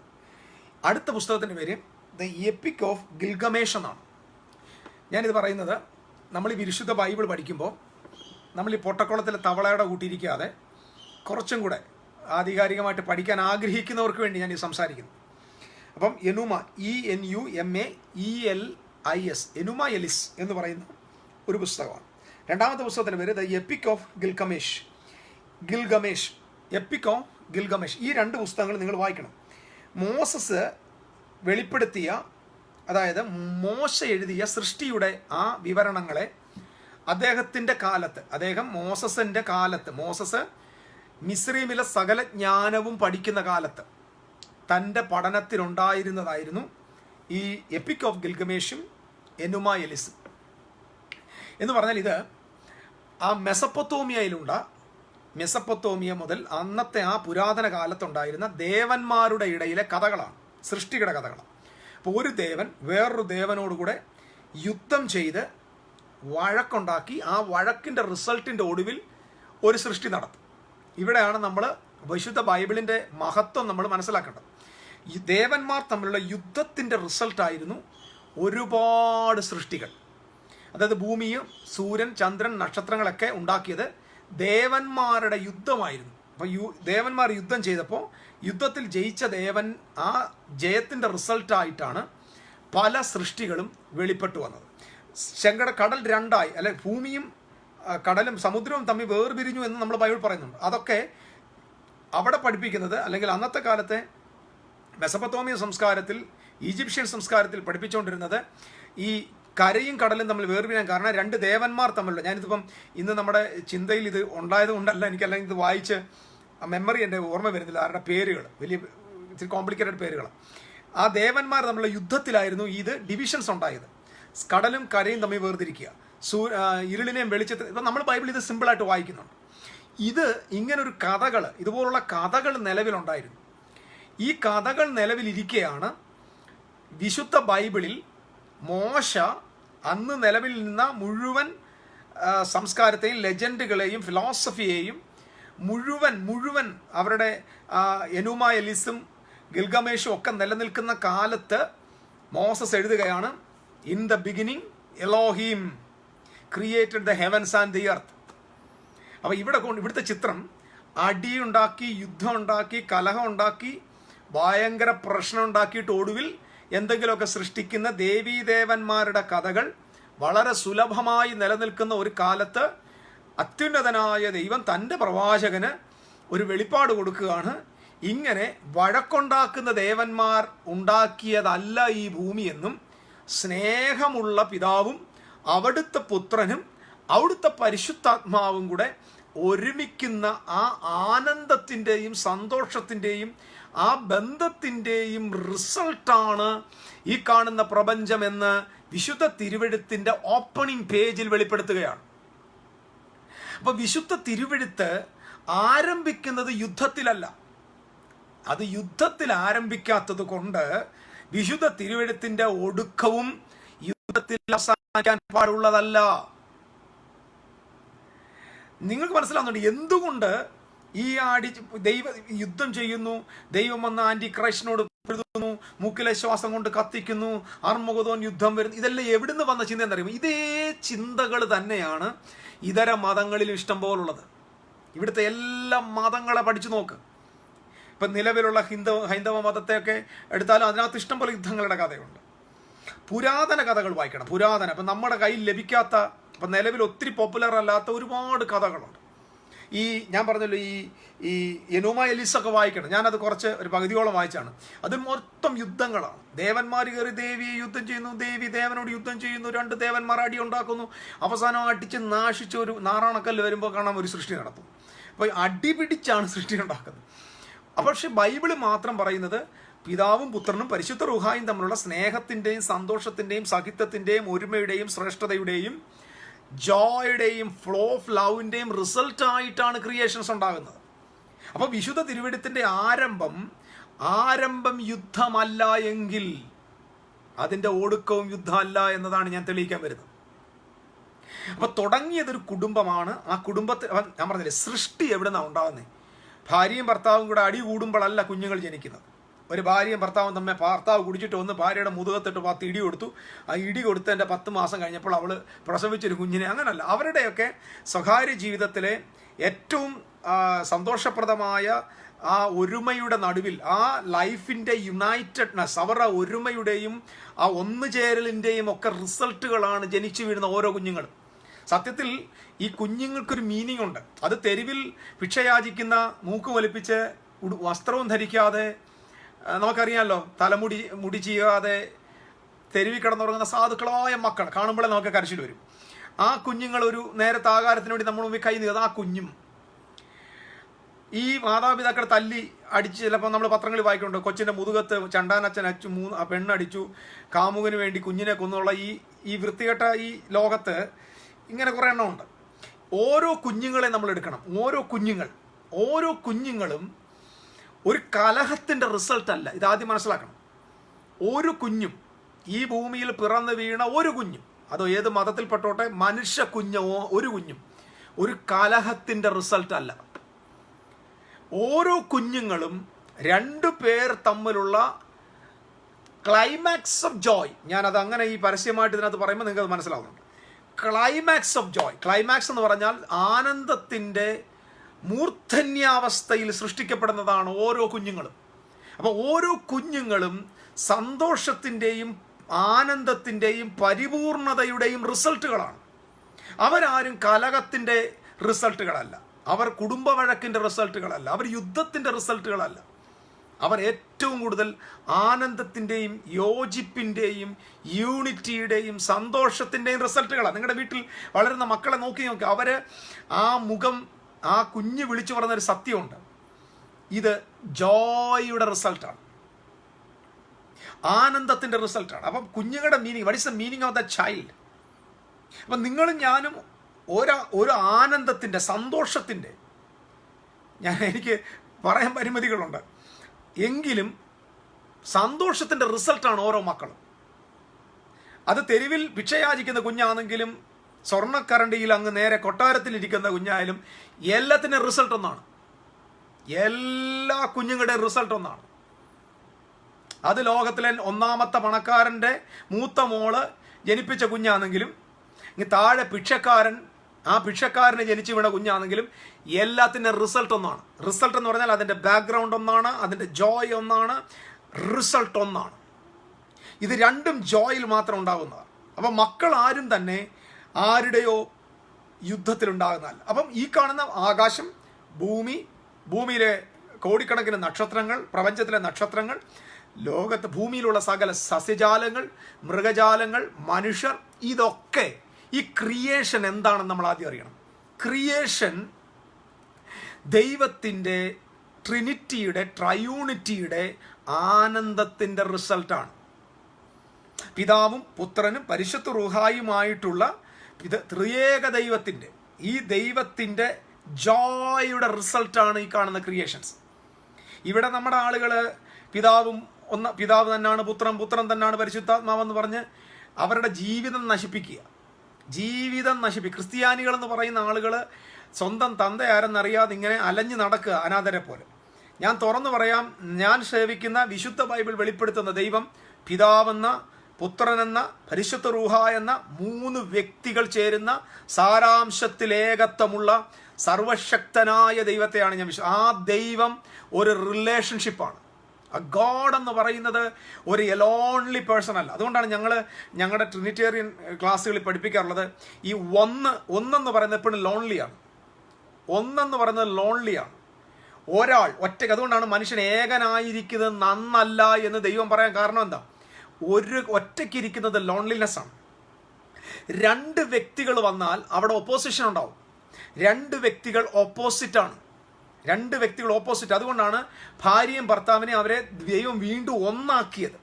ഇവർ രണ്ടായിട്ടിരുന്നാൽ ഒരു കുടുംബം എപ്പോഴും അഴക്കും ഭരണപക്ഷവും പ്രതിപക്ഷം പോലെ ഇരിക്കും. അപ്പം കുടുംബം ഒന്നാകാൻ കാരണം എന്താ? സ്ത്രീയെയും പുരുഷനെയും സൃഷ്ടിച്ചിട്ട് അവരെ ദൈവം വീണ്ടും ഒന്നാക്കാൻ കാരണം ഈ ഒന്നായിരുന്നാലേ അതിനകത്ത് സന്തോഷം ഉണ്ടാകത്തുള്ളൂ. അപ്പം ഒന്നായിരിക്കുന്ന ദൈവം ലോൺലി ആയിരിക്കും. ആ ദൈവം ഒരു മോൺസ്റ്ററാണ്. നമ്മൾ എവിടെയെങ്കിലും എൻ്റെ ദൈവം ഒറ്റ ദൈവമേ ഉള്ളൂ, ആ ഒരാളാണ് എന്ന് പറഞ്ഞാൽ ലോൺലിനെസ്. ഞാൻ പറഞ്ഞല്ലോ, നമ്മുടെ ദൈവം ഏകനെന്ന് നമ്മൾ അർത്ഥമാക്കുന്നത് ഒറ്റയ്ക്കിരിക്കുന്നു എന്നല്ല. നമ്മുടെ ദൈവം ഏകൻ എന്ന വാക്കിൻ്റെ അർത്ഥം ഇൻ്റഗ്രേറ്റഡ് എന്നാണ് എൻ്റെ അർത്ഥം. സോ എവിടെയോ ഒറ്റയ്ക്കിരിക്കുന്ന ദൈവം ആ ആള് വലിയ മെനക്കേടാണ്, അങ്ങാര് ക്രൂരനായിരിക്കും, അങ്ങാര് ആരാധനയ്ക്ക് യോഗ്യനല്ല, അങ്ങാര് ഡിമാൻഡിൻ്റെ ദൈവമായിരിക്കും. സോ എവിടെയെങ്കിലും ഡിമാൻഡിനെ കുറിച്ച് പറയുന്ന ഒരു ദൈവം ഉണ്ടെങ്കിൽ ആ ദൈവം ഒറ്റയ്ക്കിരിക്കുന്ന ഏകാന്തനായ ദൈവമാണ്. ആ ദൈവം ഒരു മോൺസ്റ്റർ ആയിരിക്കും. ഈ നോബഡി, അദ്ദേഹം ഒരിക്കലും തന്നിഷ്ടക്കാരനും ഒരു ബന്ധത്തിൽ അധിഷ്ഠിതനുമല്ല. ആ ദൈവത്തെ സേവിക്കാൻ കൊള്ളില്ല. 2 പേരൊരുമിക്കുമ്പോൾ അവിടെ ഒപ്പോസിഷൻ ഉണ്ടാകുക. 3 പേരുണ്ടാക്കുമ്പോൾ there is a law in 3 ഉണ്ട്. അതായത് ലോ ഓഫ് 3 എന്ന് പറയുന്ന ഒരു ഫിലോസഫി തന്നെ ലോകത്തുണ്ട്. 3 ചേരുമ്പോഴാണ് അത് റിലേഷൻ ആകുന്നത്. 3 അതുകൊണ്ടാണ് കുടുംബത്തിനകത്ത് എങ്ങനെ റിലേഷൻ ആകുന്നു, പിതാവും പുത്രനും പരിശുദ്ധ റൂഹായുമാകുന്ന കുടുംബം. അതുപോലെ തന്നെ ഹസ്ബൻഡും വൈഫും, ഈ ഹസ്ബൻഡും വൈഫും മാത്രം ഒരുമിച്ചാൽ അത് കുടുംബമാകത്തില്ല. അതിൻ്റെ നടുവിൽ സർവശക്തനായ ദൈവം കൂടെ ഒരുമിക്കുമ്പോൾ, പിതാവായ ദൈവം കൂടെ ആ കുടുംബത്തിനകത്ത് യോജിക്കുമ്പോൾ, അതുകൊണ്ട് പറഞ്ഞേ മുപ്പിരിച്ചരട് പൊട്ടിക്കാൻ പറ്റില്ല. ഭാര്യയും ഭർത്താവും തമ്മിലുള്ള ഒരുമയല്ല കുടുംബം. ഭാര്യയും ഭർത്താവും അത്യുന്നതനായ ദൈവവും കൂടെ ചേരുന്ന ഒരുമയാണ് ദൈവം. സോ ഈ യൂണിറ്റിയാണ് നമ്മുടെ ദൈവം എന്ന് പറയുന്നത്. അല്ലാതെ ഏതോ ഒരു ദൈവം ഒറ്റയ്ക്കിരിക്കുന്നു. ഇവിടെ കുറേ മന്ദബുദ്ധികൾ, ഞാൻ അവരെ വലിയ ബുദ്ധിശാലി എന്ന് വിളിക്കുന്നില്ല. കാരണം ദൈവത്തെക്കുറിച്ചുള്ള തെറ്റിദ്ധാരണ പഠിപ്പിക്കുന്നവരെല്ലാം മന്ദബുദ്ധികളാണ്. അവർ പറഞ്ഞു യഹോവ എന്ന ഏക ദൈവം മാത്രമേ ഉള്ളൂ, പിന്നെ യേശു പ്രാർത്ഥിച്ചത് ചുമ്മാ പിതാവേ എന്ന് വിളിച്ചൊക്കെ വെറുതെയാണ്. അപ്പം ചില മന്ദബുദ്ധികൾ വിശ്വസിക്കുന്നത് യഹോവ തന്നെ യേശുവായിട്ട് വന്നു, ആ യേശു പിന്നെ പരിശുദ്ധാത്മാവായിട്ട് വന്നു. ഞാൻ ഇവരോടൊന്നും തർക്കിക്കാനും വാദിക്കാനൊന്നുമില്ല. കാരണം ഞാൻ ഇവരെ ബുദ്ധിമാന്മാരുടെ കൂട്ടത്തിൽ കാണുന്നില്ല. കാരണം ബൈബിൾ ഈ ദൈവം ഇല്ല എന്ന് പറയുന്നവർക്ക് വിളിക്കുന്ന പേരുണ്ട്, മൂടൻ എന്ന് പറയുന്നുണ്ട്. ഈ ദൈവം ഇല്ല എന്ന് പറയുന്നവനും ദൈവത്തെ സംബന്ധിച്ചുള്ള തെറ്റായ ചിത്രം പഠിപ്പിക്കുന്നവനും സെയിം കാറ്റഗറിയാണ്. കാരണം ഇവർക്ക് റിലേഷൻഷിപ്പ് ഇല്ല. നിങ്ങൾ ശ്രദ്ധിച്ച് നോക്കിയാൽ മതി. ഈ ഒറ്റ ദൈവങ്ങളെ സേവിക്കുന്ന, ഈ ഒറ്റ ദൈവം ഞാൻ പറഞ്ഞ മനസ്സിലാവും, നമ്മുടെ ദൈവം 16 ദൈവമൊന്നല്ല. നമ്മുടെ ദൈവം ഏകൻ എന്ന അർത്ഥത്തിനകത്ത് ഇൻ്റഗ്രേറ്റഡ് ആണ്. പിതാവ് പുത്രൻ പരിശുദ്ധാത്മാവെന്ന് ചേരുന്ന ഒരുമയാണ്. ഇതാണ് ദൈവം. ഈ ഒറ്റ ഒരുമയാണ് ദൈവം. ആ ഒരുമയ്ക്കകത്തെ റിലേഷൻഷിപ്പ് ഉള്ളൂ. നിങ്ങൾ നോക്കിക്കോ, ഏകദൈവം എന്ന ലോകത്ത് പഠിപ്പിക്കുന്ന മതങ്ങളെ ശ്രദ്ധിച്ച് നോക്ക്. ആ മതങ്ങളുടെ അത്രയും ക്രൂരതയുള്ള ജനവിഭാഗം കാട്ടിലെ മൃഗങ്ങൾ പോലെ അത്രയും ക്രൂരരല്ല. കാരണം ബിക്കോസ് ആ ഏകനായ ദൈവം ഡിമാൻഡിൻ്റെ ദൈവമാണ്. അങ്ങേര് ഭയങ്കരമായിട്ട് മനുഷ്യനെ ഡിമാൻഡ് ചെയ്യുകയാണ്. അദ്ദേഹത്തിന് ബന്ധങ്ങൾക്ക് അർത്ഥമില്ല. സോ ദൈവത്തെ സംബന്ധിച്ചുള്ള ബന്ധത്തിന് മീനിങ് ഇല്ലെങ്കിൽ ആ ദൈവത്തെ സേവിക്കുന്നവർക്കും ബന്ധങ്ങൾക്ക് മീനിങ് ഇല്ല. ഇത് നിങ്ങൾ മനസ്സിലാക്കുക. അപ്പം നമ്മൾ എന്തുകൊണ്ടാണ് നിങ്ങളുടെ കർത്താവ് നിങ്ങൾ അന്യോന്യം സ്നേഹിക്കണം എന്ന് പറഞ്ഞ എന്തുകൊണ്ടാണ്? കൂട്ടുകാരനെ നിന്നേക്കാൾ ശ്രേഷ്ഠൻ എന്നെണ്ണണം. എന്തുകൊണ്ടാണ്? യഹോവ ഭക്തന്മാരെ വിശുദ്ധ ബൈബിളിൽ മാത്രം അങ്ങോട്ടും ഇങ്ങോട്ടും നിന്റെ കൂട്ടുകാരനെ നിന്നെ പോലെ സ്നേഹിക്കാൻ പറഞ്ഞ എന്താ? എന്തുകൊണ്ടാണ് ഇങ്ങനെ ഈ തമ്മിൽ തമ്മിൽ തമ്മിൽ തമ്മിൽ എന്നുള്ള 100 കണക്കിന് വാക്യങ്ങൾ ബൈബിളിൽ കൊടുത്തേക്കുന്നത്? ഒറ്റ റീസണാണ്. നമ്മുടെ ദൈവം പിതാവും പുത്രനും പരിശുദ്ധ റൂഹായുമാകുന്ന ത്രിയേക ദൈവം. ഈ ദൈവത്തിൻ്റെ ഒരുമയാണ് വിശുദ്ധ ബൈബിൾ. ആ ഒരുമയാണ് നമ്മുടെ ആദർശ്യം. ആ ഒരുമയാണ് ക്രിസ്ത്യൻ ഡോക്ട്രിൻ. ആ ഒരുമയാണ് ക്രിസ്ത്യാനിത്വത്തിൻ്റെ അടിത്തറ. ദൈവം എന്ന റെവലേഷൻ കറക്റ്റ് ആകാതെ ഇവിടെ ഒരു സഭയ്ക്ക് നിലനിൽക്കാൻ പറ്റില്ല. നമ്മുടെ കർത്തദാസന്മാർ പറയുന്ന പോലെ ക്ലബ്ബ് പോലൊക്കെ പാട്ടും പാടിപ്പോകാം. അപ്പൊ ദൈവസംബന്ധമായ വെളിപ്പാടുകൾ കൃത്യമാകാതെ പോകുന്നതിൻ്റെ ലക്ഷണങ്ങളാണ് ക്രിസ്ത്യാനിത്വത്തിന്റെ അകത്ത് ഈ വന്നേക്കുന്ന മുഴുവൻ ഇടർച്ചകളും. അപ്പൊ വിശുദ്ധ തിരുവെഴുത്തിന്റെ ആരംഭ ഭാഗത്ത് ഞാൻ പറഞ്ഞു വന്നത് ശ്രദ്ധിക്കണം. തുടങ്ങിയത് യുദ്ധത്തിലല്ലെങ്കിൽ ഇത് തീരുന്നതും യുദ്ധത്തിലല്ല. ഇത് മനസ്സിലാക്കണം. വിശുദ്ധ തിരുവെഴുത്തിന്റെ തുടക്കം യുദ്ധമല്ല. ഞാൻ ഇതിൻ്റെ പശ്ചാത്തലം നിങ്ങളെ പഠിപ്പിച്ചു കഴിഞ്ഞു. കാരണം അപ്പോൾ ദൈവത്തിൻ്റെ ദാസനായ പ്രവാചകനായ മോശസ് നിലവിലുള്ള ധാരാളം തത്വസംഹിതകളും ധാരാളം ജ്ഞാനങ്ങളും, മിസ്രീമിലെ ജ്ഞാനം എന്ന് പറഞ്ഞാൽ സൃഷ്ടിവാദം അറിയാം, അവിടെ ഫ്ലഡിനെ കുറിച്ചുള്ള അറിവുണ്ട്. കാരണം ഫ്ലഡിനെ കുറിച്ചുള്ള അറിവുണ്ട്, പല മനുഷ്യനെ കുറിച്ചുള്ള അറിവുണ്ട്, വീഴ്ചകളെ കുറിച്ചുള്ള അറിവുണ്ട്, എല്ലാം ഉണ്ട്. പാപം വന്നതിനെ കുറിച്ചുള്ള എല്ലാം ബൈബിളിൽ രേഖപ്പെടുത്തുന്നതിന് മുമ്പ് നിങ്ങൾ തെറ്റിദ്ധരിക്കരുത്. ബൈബിളിൽ ഈ കാര്യങ്ങൾ രേഖപ്പെടുത്തുന്നതിന് മുൻപ് ആ കാലഘട്ടങ്ങളിൽ ജീവിച്ചിരുന്ന വലിയ വലിയ സംസ്കാരങ്ങൾ, മെസപ്പൊട്ടോമിയൻ സംസ്കാരങ്ങൾ, ഗിൽഗമേഷ് സംസ്കാരങ്ങൾ, ഈ സംസ്കാരങ്ങൾക്കകത്ത പഠനങ്ങളിൽ ഇവയൊക്കെ നേരത്തെ രേഖപ്പെടുത്തിയിട്ടുണ്ടായിരുന്നു. നമുക്ക് അവകാശവാദമായിട്ട് പോരും ഞങ്ങളുടെ ബൈബിളിലാണ്. ബൈബിളിലല്ല. ബൈബിളിൽ രേഖപ്പെടുത്തിയത് ട്രൂ ആണ്. പക്ഷെ ഇത് നടന്നതുകൊണ്ട് മനുഷ്യർക്കെല്ലാം അറിവ് ലഭിച്ചു. ആ അറിവ് എന്തായിരുന്നു? സൃഷ്ടി നടന്നിരുന്നു, സൃഷ്ടിയെക്കുറിച്ചുള്ള അറിവുകൾ വന്നിരുന്നു. അപ്പം എന്നാൽ ഈ 100 കണക്കിന് തെറ്റായ സൃഷ്ടിവാദങ്ങളുള്ള ഒരു കാലത്ത് ദൈവം മോസസിനെ എഴുന്നേൽപ്പിച്ചിട്ട് പറഞ്ഞു, ദൈവം യുദ്ധം ചെയ്തിട്ടല്ല, ദേവന്മാരുടെ ഇടയിലുള്ള യുദ്ധത്തിലല്ല ഈ ക്രിയേഷൻ ഉണ്ടായത്, പിതാവിൻ്റെയും പുത്രൻ്റെയും പരിശുദ്ധ റൂഹായുടെയും ഒരുമയിലും ആനന്ദത്തിലും സന്തോഷത്തിലും മ്യൂച്വൽ ഇൻഡ്വെല്ലിങ്ങിലും ഇൻ്റർബീയിങ്ങിലും അതിന് എന്തൊക്കെ വാക്കുകളാണ് പറയേണ്ടത്, ഇവരുടെ അകത്തുള്ള ഈ ഒരുമയുടെ റിസൾട്ടാണ് ഈ സൃഷ്ടികൾ. അപ്പം നിങ്ങളൊന്ന് സന്തോഷം, നിങ്ങൾ ബൈബിളിൽ സൃഷ്ടിയെക്കുറിച്ച് അങ്ങോട്ട് പറയുമ്പോൾ ദൈവം പവർ വെളിപ്പെടുത്താൻ വന്നതല്ല. ദൈവം സെലിബ്രേറ്റിംഗ്, ദാറ്റ് ഈസ് പെരിക്കൊറേസിസ്. പെരിക്കൊറേസിസ് എന്ന് പറഞ്ഞാൽ ആദിമസഭ. അതുകൊണ്ടാണ് ഞാൻ പറയുന്നത് ആദ്യത്തെ സഭ, രണ്ടാം സഭ, മൂന്നാം നൂറ്റാണ്ടിലെ സഭ, 4-ാം നൂറ്റാണ്ടിലെ സഭ, ഈ ആദിമ നൂറ്റാണ്ടുകളിലെ സഭ ഏറ്റവും കൂടുതൽ സെലിബ്രേറ്റ് ചെയ്തിരുന്നത് ദൈവത്തിൻ്റെ തൃത്വത്തിൻ്റെ മഹത്വത്തെയായിരുന്നു. ഞാൻ കഴിഞ്ഞ ദിവസങ്ങളിലൊക്കെ ചർച്ച ഹിസ്റ്ററിയിലൂടെ പോകുമ്പോൾ ഏറ്റവും കൂടുതൽ അവർ പ്രാതിനിധ്യം കൽപ്പിച്ചിരുന്നത് എങ്ങനെ സ്നാനപ്പെടണം, കർത്തൃമേശ എപ്പം നടത്തണം, കാല് കഴുകണോ, പിന്നെ അപ്പം മുറിക്കണോ, അത് രാത്രി കർത്തൃമേശ നടത്തണോ, പകൽ ഇതൊന്നും ആയിരുന്നില്ല അപ്പോസ്തലന്മാരുടെ ഒന്നും പ്രധാന ലക്ഷ്യം. ഇതൊന്നും ആയിരുന്നില്ല ആദിമസഭയുടെ വലിയ യുദ്ധം. ആദിമസഭ സ്ട്രോങ് ആയിട്ട് യുദ്ധം ചെയ്തത് ഒരൊറ്റ റീസണ് വേണ്ടിയായിരുന്നു. ദൈവസംബന്ധമായ തെറ്റായ പഠനങ്ങൾക്കെതിരെയായിരുന്നു ആദിമ നൂറ്റാണ്ടിലെ സഭ നിലനിന്നത്. ഇന്ന് അങ്ങനൊന്നുമല്ല. ഇന്ന് കൊച്ചിനെ സ്നാനപ്പെടുന്നത് ശരിയാണോ, വല്യദേവനെ സ്നാനപ്പെടുന്നത് ശരിയാണോ, മീശ പഠിക്കുന്നത് ശരിയാണോ, വെള്ളയുടുപ്പുന്നത് ശരിയാണോ, കമ്മലിടുന്നത് ശരിയാണോ, വളയിടുന്നത് ശരി. നമുക്ക് തലയ്ക്ക് ഭ്രാന്ത് പിടിച്ച് കുറേ മതഭ്രാന്തന്മാർ ക്രിസ്തീയ ലോകത്ത് കയറിക്കൂട്ടി കാണിക്കുന്ന ചേഷ്ടകൾ, മതഭ്രാന്തന്മാരാണിതൊക്കെ. ഇത് വിശുദ്ധ ബൈബിളിൻ്റെ വാക്യം അനുസരിച്ച് പറഞ്ഞു കഴിഞ്ഞാൽ കൊതുകിനെ അരിച്ചിട്ട് ഒട്ടകത്തെ വിഴുങ്ങുക. ഒരു കൊതുകിനെ പിടിച്ചിട്ട് അരിച്ചിട്ട് അതിനകത്ത് ഇനി എത്ര ചിറകുണ്ട്, അതിന് കാലുണ്ടോ വാലുണ്ടോ എന്നൊക്കെ നോക്കുക. അതേസമയം വലിയ ഒട്ടകത്തെ അങ്ങ് വിഴുങ്ങും. വിശുദ്ധ തിരുവെഴുത്തിനകത്ത് സത്യങ്ങളെ വിഴുങ്ങിയിട്ട് ഈ ആവശ്യമില്ലാത്ത മാമൂലുകൾക്ക് വേണ്ടി അങ്ങ് പ്രാധാന്യം കൊടുക്കുക. മീശ പഠിക്കുന്നവൻ മാത്രമേ സ്വർഗത്തിൽ പോകത്തുള്ളൂ, ആഭരണം ഇടുന്നവരോരും സ്വർഗത്തിൽ പോകും. അങ്ങനെയുള്ളവനെ എല്ലാം പിടിച്ച് ക്രിമിനൽ കുറ്റം കേസ് കൊടുത്ത് ഇവരൊക്കെ ജയിലിൽ പിടിച്ചിടണം. ഈ ഇമാതിരി തോന്നിവാസം പഠിപ്പിക്കുന്നവർ. ആഭരണം ധരിക്കുന്നത് പാപമാണെന്ന് പറയുന്ന ഒരു തിരുവെഴുത്ത് വചനത്തിലുണ്ടോ? ഒറ്റ വാക്യം ബൈബിളുണ്ടോ? അപ്പം നമ്മൾ ആവശ്യമില്ലാത്തതിനെല്ലാം മാമൂല് കൊടുക്കും. ഞാൻ പറഞ്ഞല്ലോ, ഈ ആഭരണം എന്ന് പറയുന്ന വിഷയത്തെ ഞാൻ മുമ്പ് ഒന്ന് പറഞ്ഞിട്ടുണ്ട്. കാരണം ഇത് ഈ ക്രൈസ്തവ ലോകത്ത് വന്ന ഒരു ക്യാൻസറാണ്. ഈ കൊറോണ പോലെ വന്നതാണ്. കേരളത്തിലെ ക്രൈസ്തവരുടെ ഇടയിലെ കൊറോണയാണ് ഓർണമെൻറ്റ്സ് വിരോധം. ഇത് റോങ്ങാണ്, പക്കാ റോങ്ങാണ്.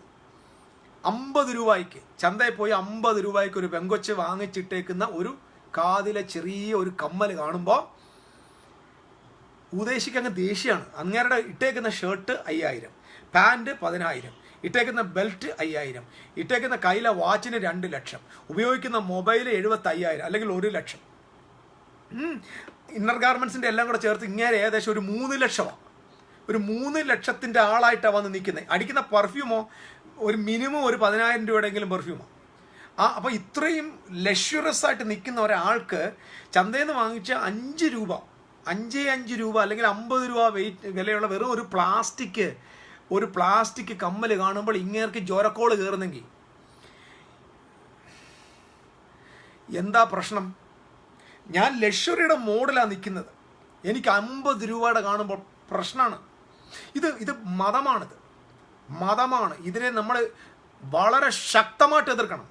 ഈ നട്ടലും തലച്ചോറും കൊണ്ടുവന്ന് വല്ലവനും പണയം വെക്കാത്തവരെല്ലാം ശക്തമായിട്ട് എതിർക്കണം, ധൈര്യമായിട്ട് എണ്ണണം. നിങ്ങൾ ആഭരണം ധരിക്കാൻ കഴിയും, നിങ്ങൾ ആഭരണം ധരിക്കണം, ധൈര്യമായിട്ട് ധരിക്കണം. ഇതിനെയൊന്നും എതിർക്കാൻ പോകരുത്. നമ്മുടെ ദൈവം ഇങ്ങനെയെല്ലാം ഊരിക്കളഞ്ഞിട്ട് ഓടാൻ പറഞ്ഞ ദൈവമൊന്നുമല്ല. നമ്മുടെ ദൈവം ഇതൊന്നും പറഞ്ഞിട്ടുമില്ല. ഇത് നിങ്ങൾ ശ്രദ്ധിക്കണം. ഞാൻ പറഞ്ഞു വന്നത് ഇത്രയും ഒന്നുമല്ല വിഷയം. ഇവിടെ അനാവശ്യമായ വിഷയങ്ങളെ നമ്മൾ വലുതായിട്ട് ഊതി വീർപ്പിച്ചിരിക്കുക. ഇന്ന് ക്രിസ്ത്യാനിയുടെ ഇടയ്ക്ക് ഇവർക്ക് ആർക്കും ദൈവസംബന്ധമായിട്ട് ഒരു വിഷയം പ്രശ്നമല്ല. ഞാൻ കണ്ടത്, ഇപ്പം നമുക്കറിയാം, ഈ ഗ്ലോറിയസ് ഗോസ്പൽ വന്നപ്പോഴാണ് കുറേ കാര്യങ്ങൾ റിവീലായി. നമുക്കറിയാം, അത് പഠിപ്പിക്കുന്നുണ്ട്. ഈ ട്രിനിറ്റേറിയൻ റെവലേഷൻ ഞങ്ങൾ വർഷങ്ങൾക്ക് മുമ്പ്, ഏകദേശം ഒരു 3 വർഷത്തിന് മുമ്പ് ഞങ്ങളുടെ ചർച്ചിൻ്റെ ആരംഭം മുതൽ സഭ പഠിപ്പിച്ചുകൊണ്ടിരിക്കുന്നത് ട്രിനിറ്റേറിയൻ റെവലേഷനാണ്. ഞങ്ങളുടെ ചർച്ച് ട്രിനിറ്റേറിയൻ ചർച്ച്. ഞങ്ങളുടെ church we are not following Calvinism, we are not following Arminianism, we are not following universalism, we are following Trinitarian theology. ഞങ്ങൾ ട്രിനിറ്റേറിയൻസാണ്. ഞങ്ങളുടെ ചർച്ചിനെ അങ്ങനെ തന്നെയാണ് വിളിക്കാൻ ആഗ്രഹിക്കുന്നത്. കാരണം we are ultimately founded on the revelation of Trinity. ഞങ്ങളുടെ മെസ്സേജ്, കാരണം ദൈവം അതിന് വഴികൾ ഒരുക്കും. ഇപ്പം നമ്മളൊരു സുപ്രഭാതത്തിൽ ഇങ്ങനെ ആകാശത്ത് നിന്ന് പൊട്ടി വീണതല്ല, കൃപയുടെ റെവലേഷനിലാണ് ഞങ്ങൾ വന്നത്. തൃത്വത്തിലേക്ക് ദൈവം നടത്താൻ ഒരുപാട് ദൈവദാസന്മാർ ഉപയോഗിച്ചു. അത് യോഗ്യമാണെന്നും വിശ്വസനീയമാണെന്നും സത്യമാണെന്നും വിശുദ്ധ ബൈബിൾ അനുസരിച്ച് ക്ലിയർ ആണെന്നും മനസ്സിലാക്കിയതുകൊണ്ട് we are stick on that revelations. നമ്മൾ കാണുന്നല്ലോ, ഇപ്പം ബ്രദറൻ സമൂഹം പോകുന്നത് കാൽവിനിസത്തിലാണ്. പെന്തക്കോസ്റ്റൽസിനകത്ത് 2 ഗ്രൂപ്പുണ്ട്, കാൽവിനിസം ഉണ്ട്, അർമേനിസം. പെന്തക്കോസ്റ്റിൻ്റെ 95% അർമേനിയസ് ആണ്. സോ അർമേനിയൻ ഗോഡ് എന്ന് പറയുന്നത് റോങ് ആണ്. കാരണം കാൽവിൻ പറയുന്നതിൻ്റെ ഓപ്പോസിറ്റാണ്. ഈ യൂണിവേഴ്സലിസവും കാൽവിനിസവും അർമേനിയസും 3 പേരും 3 സഹോദരന്മാരാണ്. കാൽവിനെ എതിർത്തപ്പോൾ അർമേനിയൻസ് ഉണ്ടായി, അൽമേനിയത്തെയും കാൽവിനിസത്തെ എതിർത്തപ്പോൾ യൂണിവേഴ്സലിസ്റ്റ് ഉണ്ടായി. ഇവരുടെ 3 പേരുടെയും പഠനത്തിനകത്ത് ഒറ്റ കാര്യമുള്ളൂ വ്യക്തം. ഒന്ന്, കാൽവിൻ്റെ ആളുകളിൽ, കാൽവിൻ്റെ തിയോളജിക്കകത്ത് ലോകസ്ഥാപനത്തും ആരെയൊക്കെ തിരഞ്ഞെടുക്കും അവരും അതിനെ സ്വർഗത്തിൽ പോകും. ഇത് 3 ആളുകൾ സ്വർഗത്തിൽ ആളുകളെ കൊണ്ടുവന്ന ആളുകളാണ്. അപ്പം അത് നേരത്തെ തിരഞ്ഞെടുത്തതാണ്. അർമേനിയൻ പറയും അങ്ങനെ തിരഞ്ഞെടുപ്പ് മാത്രമല്ല, ഈ ഭൂമിയിൽ വിശ്വസിക്കണം, അപ്പം നമുക്കും കൂടെ പങ്കാളിത്തമുണ്ട്. അപ്പം കാൽവിൻ പറഞ്ഞു ഫുള്ള് ദൈവത്തിനാണ്. അങ്ങനെ തമ്പുരാൻ ആരെയൊക്കെ നേരത്തെ കാൽക്കുലേറ്റ് ചെയ്യേണ്ട പുള്ളിയെ കൊണ്ട് ബാക്കിയുള്ളതിനൊക്കെ നരകത്തിൽ വിടും. അർമേനിയൻ പറഞ്ഞ അങ്ങനല്ല, ഞങ്ങൾ കുറച്ച് പേര് വിശ്വസിക്കുന്നവരെ കൊണ്ടുപോകും, അല്ലാതെ വിശ്വസിക്കാത്തവരെല്ലാം നരകത്തിൽ വിടും. കാൽവിൻ്റെ അകത്ത് കുറേ നരകത്തിൽ നേരത്തെ പോകാൻ തീരുമാനിച്ചവരുണ്ട്. അർമേനിയൻ തിയോളജിക്കകത്ത് കുറച്ച് പേര് നരകത്തിൽ ഇഷ്ടത്തിനനുസരിച്ച് പോകുന്നവരുണ്ട്. യൂണിവേഴ്സലിസ്റ്റ് ഇവനക്കെതിരെ എന്നിട്ട് പറഞ്ഞു ആദം പാപം ചെയ്തപ്പോൾ എല്ലാവരും പാപിയായി, യേശു നീതീകരിച്ചപ്പോൾ എല്ലാവരും നീതിമാന്മാരായി, അതുകൊണ്ട് ആരും നരകത്തിൽ പോകത്തില്ല. ഇവന്മാർക്ക് 2 അടി കൊടുക്കാൻ വേണ്ടി യൂണിവേഴ്സലിസ്റ്റ് വന്നു. ഇപ്പം ആളുകൾ പറയുന്നത് ഞങ്ങൾ യൂണിവേഴ്സലിസ്റ്റ് അല്ല, we are not preaching universalist, we believe the universal atonement, we believe and we preach the universal reconciliation, but we are not preaching the universal salvation. Because salvation എന്ന് പറയുന്നത് ഇൻഡിവിജ്വൽ റിലേഷൻഷിപ്പാണ്. അത് നമുക്ക് കാർഡ് കിട്ടുന്ന പോലെ, ration card കിട്ടുന്ന പോലെ അല്ല, കൈ ഉയർത്തിയപ്പോൾ കിട്ടിയതുമല്ല. പിതാവിനെ അറിയുന്നതാണ് നിത്യജീവൻ. ആ അറിവെന്ന് പറയുന്നത് ആഗോളതലത്തിൽ ഹോൾസെയിലിൽ കൊടുക്കുന്നതല്ല. That is a individual matter. So eternal life എന്ന് പറയുന്നത് ഇൻഡിവിജ്വലാണ്, വ്യക്തിപരമായിട്ട് പ്രാപിക്കണം. അത് ജോയ്ഫുൾ ലൈഫിന് വേണ്ടിയുള്ളതാണ്. It's not a matter of heaven or hell. അപ്പോൾ ഹെവനും ഹെല്ലും അല്ല നമ്മുടെ ഡെസ്റ്റിനേഷൻ. ഇത് ആദ്യം മനസ്സിലാക്കണം. സുവിശേഷത്തിൻ്റെ ഒരു ലക്ഷ്യവും നരകവും സ്വർഗവും അല്ല. നരകവും സ്വർഗവും ഡെസ്റ്റിനേഷൻ കൊണ്ടുവന്നാണ് നമ്മൾ സുവിശേഷത്തെ ഇത്ര വികലമാക്കിയത്. ദൈവം എന്ത് പർപ്പസിന് മനുഷ്യനെ ഭൂമിയിലാക്കിയോ അതിൻ്റെ കടക്കൽ കൊണ്ടുവന്ന് കത്തിവെച്ച ഉപദേശമാണ് നരകത്തിലേക്കുള്ള ഭീതിയും സ്വർഗത്തിൻ്റെ മോഹവും. സ്വർഗമോഹികളും നരകഭീതിയിൽ ജീവിക്കുന്നവരും ഭൂമിക്ക് യൂസ്ലെസ് ആണ്, ഉപയോഗശൂന്യരാണ്. അവർ സത്യത്തിൽ മരിക്കുന്നതാണ് നല്ലത്. കാരണം അവർ ഈ ഭൂമിക്ക് ഉപയോഗമേ ഇല്ല, ഉപയോഗശൂന്യരാണ്. ഭൂമിക്ക് അവർ തലവേദനയും ഭാരവുമാണ്. അവരെല്ലാവരും പോകണം, ഈ ഭൂമി വീട് പോകണം. അങ്ങനെ ഞാൻ പ്രാർത്ഥിക്കുന്നത്. ദൈവം അങ്ങ് പോകാൻ മതിയായിരുന്നു, സ്വർഗമോ എവിടെയെങ്കിലും പോകും. ഈ ഭൂമിക്കൊരു ദൈവത്തിൻ്റെ പർപ്പസ് ഉണ്ട്. നിന്റെ രാജ്യം വരണം എന്ന് പഠിപ്പിച്ച കർത്താവ് ആ പർപ്പസ് എന്നാ മാറ്റിയത്? ഭൂമിയെ അടക്കി വാഴട്ടെന്ന് പറഞ്ഞ് മനുഷ്യനെ സൃഷ്ടിച്ച ദൈവം തൻ്റെ പദ്ധതി എന്നാണ് തിരുത്തിയത്? ഇതൊന്നും തിരുത്തപ്പെട്ടിട്ടില്ല സഹോദരങ്ങളെ. ഞാൻ ഇന്ന് എന്നെ കേട്ടുകൊണ്ടിരിക്കുന്ന നിങ്ങളോട് പറയാം, നിങ്ങളുടെ ലൈഫിന് ഒരു അർത്ഥമുണ്ട്. ഞാൻ നേരത്തെ സൂചിപ്പിച്ച പോലെ നിങ്ങൾ ആനന്ദത്തിൻ്റെയും സന്തോഷത്തിൻ്റെയും റിസൾട്ടാണ്. 2, നിങ്ങൾ ജനിച്ചതൊരു പർപ്പസോടു കൂടിയാണ്. ഒരുപക്ഷെ നിങ്ങളുടെ മാതാപിതാക്കൾ പറഞ്ഞ അബദ്ധത്തിൽ സൃഷ്ടിക്കപ്പെട്ട ആളല്ല നിങ്ങൾ ദൈവത്തിൻ്റെ പദ്ധതിയിൽ വന്നവരാണ്, ദൈവത്തിൻ്റെ ഇഷ്ടത്തിൽ വന്നവരാണ്. നിങ്ങളെക്കുറിച്ചുള്ള ദൈവത്തിന് അനാദി പർപ്പസ് ഉണ്ട്. ഈ ഭൂമിയിൽ നിങ്ങൾക്ക് ചെയ്തു തീർക്കാൻ ഒരു ജോലിയുണ്ട്, നിങ്ങൾക്കൊരു മീനിങ് ഉണ്ട്, നിങ്ങളുടെ ഡെസ്റ്റിനേഷൻ കൃത്യമാണ്. ഓക്കെ, ഞാൻ ആ ഭാഗം വിടുക. ഇനി വളരെ വേഗത്തിൽ മുമ്പോട്ട് പോവാം. ഇവിടെ നമ്മൾ അറിയേണ്ട ഒരു പ്രധാന കാര്യം കൂടെ പറയാൻ പോവാം. എന്തുകൊണ്ട് അപ്പം സൃഷ്ടിവാദം, അതായത് ആദിയിൽ ദൈവം ആകാശം ഭൂമി സൃഷ്ടിക്കുമ്പോൾ God created the human beings, മനുഷ്യനെ സൃഷ്ടിച്ചിട്ട് എങ്ങനെ സൃഷ്ടിച്ചത്? പ്രപഞ്ചത്തെ സൃഷ്ടിക്കുമ്പോൾ ദൈവത്തിൻ്റെ റിലേഷൻഷിപ്പ് ഞാൻ പറഞ്ഞല്ലോ, സമ്പൂർണമായ ആനന്ദത്തിൻ്റെയും സമ്പൂർണമായ ജോയുടെയും സമ്പൂർണമായ സ്നേഹത്തിൻ്റെയും റിസൾട്ടായിരുന്നു ക്രിയേഷൻ. അപ്പം യുദ്ധത്താലല്ല ഈ ക്രിയേഷൻസ് ഉണ്ടായത്. യുദ്ധം കൊണ്ട് ആരംഭിച്ച് യുദ്ധം കൊണ്ട് അവസാനിക്കുന്നതെല്ലാം മതത്തിൻ്റെ ഭേദങ്ങളും മതത്തിൻ്റെ ചിന്തകളുമാണ്. നിങ്ങളുടെ മനസ്സിൽ ഇത് കുറിച്ച് വെക്കുക. റിലീജിയൻ്റെ എല്ലാ ആരംഭം, എല്ലാ മതങ്ങളും അവരുടെ ഒരു നല്ല റിസൾട്ടിനെ കൊണ്ടുവന്നേക്കുന്നതൊക്കെ യുദ്ധത്തിലാണ്. നിങ്ങൾ ഹൈന്ദവ മതം എടുത്തു നോക്കിയോ, ഏതെങ്കിലും മതങ്ങൾ എടുത്തോ. ഇസ്ലാം മതമാണെങ്കിൽ പിന്നെ അള്ളാഹു വന്ന് കൊടുത്ത ശേഷം പിന്നെ അങ്ങ് അടിച്ച് മിന്നുമായിരുന്നു ആളുകൾ.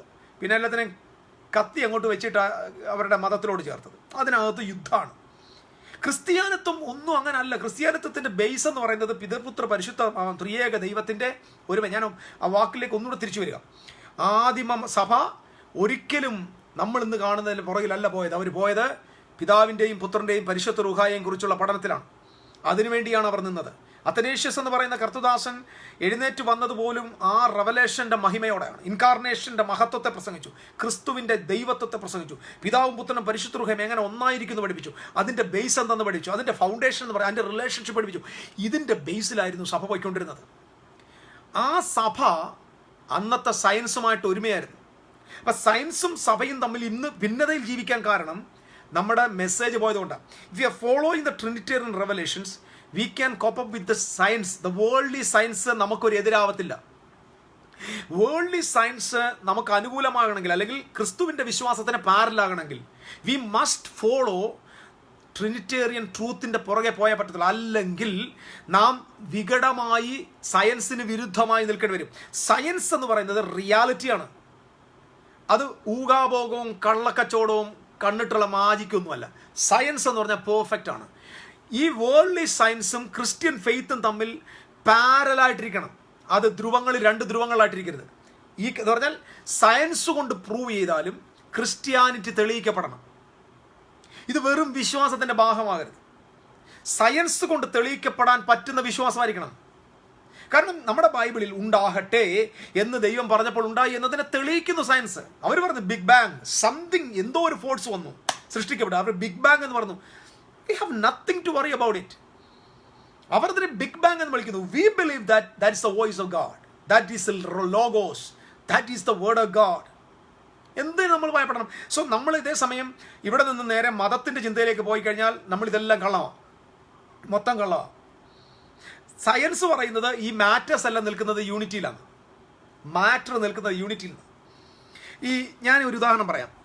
ഇത് നിങ്ങൾ ഈ സയൻസിലെ ഒരു പഠനമാണ്. ഇത് നിങ്ങൾക്ക് ഇൻട്രസ്റ്റ് ആണെങ്കിൽ കേൾക്കുക. അപ്പം നമ്മുടെ എംപയർ ബിൽഡിംഗ് ഉണ്ട് നമ്മുടെ യൂറോപ്പിൽ. എംപയർ ബിൽഡിങ്ങിനെ ഒരു പറയുന്നത്, ഈ ഞാൻ എങ്ങനെ മനസ്സിലാക്കേണ്ടത്, അതായത് ഒരാറ്റം ആ ആറ്റത്തിൻ്റെ 3 ഘടകങ്ങളാണ്: പ്രോട്ടോൺ, ന്യൂട്രോൺ ആൻഡ് ഇലക്ട്രോൺ. ഈ 3 കണികകളെ ആ അതിന് നടുവിലുള്ള ന്യൂക്ലിയസിൽ ഇങ്ങനെ സർക്കിൾ ചെയ്യുക. That is atom. ഇവർ പറയുന്നത് ഈ സർക്കിൾ ചെയ്യുന്നുണ്ടല്ലോ, ഈ ഇലക്ട്രോണും പ്രോട്ടോണും ഒക്കെ ഫോട്ടോണൊക്കെ ഇങ്ങനെ സർക്കിൾ ചെയ്യുന്നുണ്ട്. ഈ ന്യൂക്ലിയസുമായിട്ടുള്ള ഗ്യാപ്പ്, അത് അവർ പറയുന്നത് ഇങ്ങനെയാണ്. ആ ഗ്യാപ്പ് എന്ന് പറയുന്നത് നമ്മുടെ ഒരു ഫുട്ബോൾ ഗ്രൗണ്ടിൽ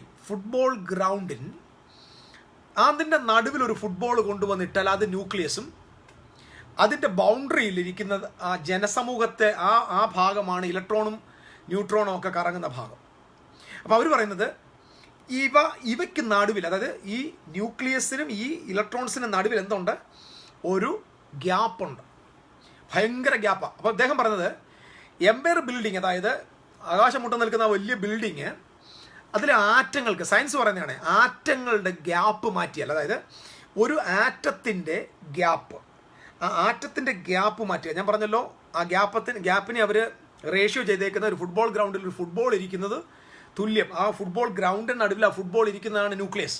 ഒരാറ്റമായിട്ട് എടുത്താൽ അത്ര ഗ്യാപ്പ് വെറുതെ കിടപ്പുണ്ടെന്ന്. ആ ഗ്യാപ്പ് ഇല്ലാതെ ഇലക്ട്രോണിനെയും പ്രോട്ടോണിനെയും ന്യൂട്രോണിനെയും ഇതിനോട് അടുപ്പിച്ച് നിർത്തിയാൽ, വിത്തൗട്ട് ഗ്യാപ്പിൽ നിർത്തിയാൽ എംപയർ ബിൽഡിംഗ് എന്ന് പറയുന്നത് ഒരു അരിമണിയുടെ അത്രയും വലിപ്പം ഉണ്ടാവുന്ന, പക്ഷെ അതിൻ്റെ വെയിറ്റ് സെയിം ആയിരിക്കും. നമുക്ക് ഇമാജിൻ ചെയ്യാൻ പറ്റാത്ത സയൻസാണ്. സോ അവർ പറയുന്നത് ഒരു മാറ്റർ നിൽക്കുന്നത് ഈ 3 കൂടെ ഇങ്ങനെ സർക്കിൾ ചെയ്യുന്നുണ്ടാണ്. ഇത് തന്നെയാണ് ട്രിനിറ്റിയുടെ, ഞാൻ പറഞ്ഞത് ദൈവം സൃഷ്ടിച്ചതിൻ്റെ ഏറ്റവും വലിയ തെളിവ് എന്താണെന്നറിയാമോ? നമ്മൾ ഈ കാണുന്ന മുഴുവൻ റൊട്ടേഷനാണ്, റൊട്ടേറ്റിംഗ്. Everything is rotating.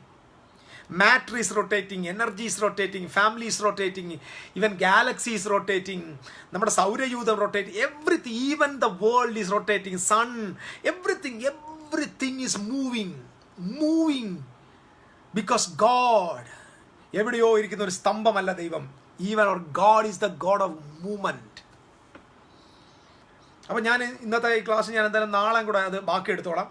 ഞാൻ ആരംഭമായിട്ട് പറഞ്ഞു വരുന്നത്, ഉൽപ്പത്തി പുസ്തകത്തിലെ ദൈവ പദ്ധതികൾ വെളിപ്പാടിൽ പൂർണ്ണമാകുന്നില്ലെങ്കിൽ വിശുദ്ധ ഗ്രന്ഥം ബൈബിൾ പൂർണ്ണമല്ലാത്ത പുസ്തകമായി, കഥയില്ലാത്ത പുസ്തകമായിട്ട് മുമ്പിൽ നിൽക്കുക. ദൈവത്തിൻ്റെ നിത്യമായ പദ്ധതി, ദൈവത്തിൻ്റെ കൃത്യമായ പദ്ധതി വെളിപ്പാട് പുസ്തകത്തിൽ പരിപൂർണമായേ പറ്റൂ. എങ്കിൽ അങ്ങനെ പരിപൂർണമായാൽ നിങ്ങളും ഞാനും ചുമക്കുന്ന വിശുദ്ധ ബൈബിൾ കുറച്ചും കൂടെ നെഞ്ചോടെ ചേർത്ത് വെച്ച് അധികാരത്തോടെ നമുക്ക് പറയാൻ പറ്റും, ഇത് വിശുദ്ധ ബൈബിളാണ്, ദൈവത്തിൻ്റെ തിരുവെഴുത്താണ്, ഇത് ദൈവനിശ്വാസ്യമാണ്, ഇത് മാറാത്തതാണെന്ന് പറയാനുള്ള ചങ്കൂറ്റം നമുക്ക് ലഭിക്കും. എങ്ങനെ ലഭിക്കും? കാരണം എന്തിനിത് ആരംഭിച്ചോ അതിൽ തന്നെ തുടരുകയും ഒടുവിൽ അത് പൂർണ്ണമാകുകയും ചെയ്യുകയാണ്. അപ്പം നല്ല ഗ്ലോറിയസ് എൻഡാണ് സഭ പ്രസംഗിക്കേണ്ടത്. ഗ്ലോറിയസ് എൻഡിന് പകരം നമ്മൾ പ്രസംഗിക്കുന്നത് എന്താ? ഭയാനകമായ ഒരു അവസാനം, ഒരു നിത്യമായ ഭയം. നിങ്ങൾ ശ്രദ്ധിച്ചിട്ടുണ്ടോ? എവിടെ ആർക്കാ? ക്രിസ്ത്യാനികളിൽ എത്ര പേർക്ക് സ്വസ്ഥത ഉണ്ടെന്നറിയാമോ? യേശു ക്രിസ്തുവിൻ്റെ വരവിൽ എടുക്കപ്പെടുമോ എന്നുള്ള ഭീതിയിൽ ജീവിക്കുന്ന ആയിരക്കണക്കിന് ക്രിസ്ത്യാനികളുണ്ട്. രക്ഷയുടെ മഹത്വത്തെ അംഗീകരിക്കാൻ പറ്റാത്ത ആളുകൾ, എന്താണ് രക്ഷയെന്നറിയാത്തവർ. അയ്യോ, നരകഭീതിയിലും ജീവിക്കുക ജനങ്ങൾ, നരകത്തെക്കുറിച്ചുള്ള ഭീതിയിലാണ് ജനങ്ങൾ. ഗ്ലോറിയസ് ഫ്യൂച്ചർ, ഈ മഹത്വമുള്ള സുവിശേഷം, ആ സുവിശേഷത്തിൻ്റെ എൻഡ് ഗ്ലോറിയസ് എൻഡാണ്. നമ്മൾ ഈ ഉൽപ്പത്തിയിലെ പ്രശ്നങ്ങളെല്ലാം വെളിപ്പാട് തീരണം. ഉൽപ്പത്തിയിലെ പദ്ധതി വെളിപ്പാടിൽ പൂർത്തിയാകണം. ഉൽപ്പത്തിക്കകത്തുള്ള കുഴപ്പക്കാരൻ വെളിപ്പാട് പുസ്തകത്തിൽ അവസാനിക്കണം. ഉൽപ്പത്തിയിൽ ആരംഭിച്ച കുടുംബം വെളിപ്പാടിൽ തന്നെ തുടരണം. എങ്കിലേ തിരുവെഴുത്ത് കൃത്യമാവൂ, എങ്കിലേ തിരുവെഴുത്തിന് ആധികാരികമുണ്ടെന്ന് പറയാൻ പറ്റും. അല്ലെങ്കിൽ കഥയില്ലാത്ത പുസ്തകമായിട്ട് വിശുദ്ധ ബൈബിൾ മാറ്റി നിൽക്കേണ്ടി വരും. അപ്പൊ എന്തിനാരംഭിച്ചു? ആരംഭിച്ച ആരംഭം ഞാൻ പറഞ്ഞില്ല, നല്ലതിന് വേണ്ടി ആരംഭിച്ച മനുഷ്യൻ പാപം ചെയ്ത് ഇനി ദൈവം പറയാം പോകുന്ന വഴി അങ്ങോട്ട് പോട്ടെ, ആൻറ്റി ക്രൈസ്റ്റ് വരുമോ, അങ്ങനെ എല്ലാ ക്രൈസ്റ്റ് വരുമോ, എന്തെങ്കിലുമൊക്കെ ചെയ്യട്ടെ, നമുക്ക് കുറച്ച് വരെ കൊണ്ട് അങ്ങ് സ്വർഗത്തിൽ. ഇതാണോ ഇത്? ഈ സ്വർഗത്തിലേക്ക് അങ്ങ് പോകും, അവിടെ കാണാൻ പോയി. ഇതാണോ മനുഷ്യൻ്റെ പദ്ധതി? ഞാൻ എന്തുകൊണ്ടാണെന്ന് അറിയാമോ? ഇവിടുത്തെ വേറെ എല്ലാ വിഷയങ്ങളും, ആയിരക്കണക്കിന് വിഷയങ്ങൾ എനിക്ക് പറയാൻ പറ്റുമെങ്കിൽ എന്തുകൊണ്ടാണ് ജസ്റ്റ് കോൺസെൻട്രേറ്റിംഗ് ഓൺ ദിസ് എന്നറിയാമോ? ഇവിടെയാ മനുഷ്യർ മൊത്തം പ്രശ്നത്തിൽ കിടക്കും. ക്രൈസ്തവ ലോകത്തെ തെറ്റിദ്ധരിപ്പിച്ചിരിക്കുന്ന ഏറ്റവും വലിയ മെസ്സേജായത് ഭീതിയുടെയും ഭയാനകമായ ഒരു അവസാനം, നാശയോഗ്യൻ്റെ വെളിപ്പാട്. ഇതല്ല സഭ പഠിപ്പിക്കേണ്ടത്. ഞാൻ ഇന്ന് ഒരു കുഞ്ഞു കാര്യം, ഒരു ഇൻട്രൊഡക്ഷൻ മാത്രം ഈ വിഷയത്തിൽ പറഞ്ഞിട്ട് ഞാൻ വളരെ പെട്ടെന്ന് നിർത്തിക്കോളും. ഞാനിത് പറയാൻ ആഗ്രഹിക്കുന്ന കാര്യം, ഞാൻ പറഞ്ഞല്ലോ, ഈ പുസ്തകങ്ങൾ, ഞാൻ നേരത്തെ പറഞ്ഞ പുസ്തകങ്ങൾ നിങ്ങൾ വാങ്ങണം. അത്യാവശ്യം ആർക്കെങ്കിലും ഉണ്ടെങ്കിൽ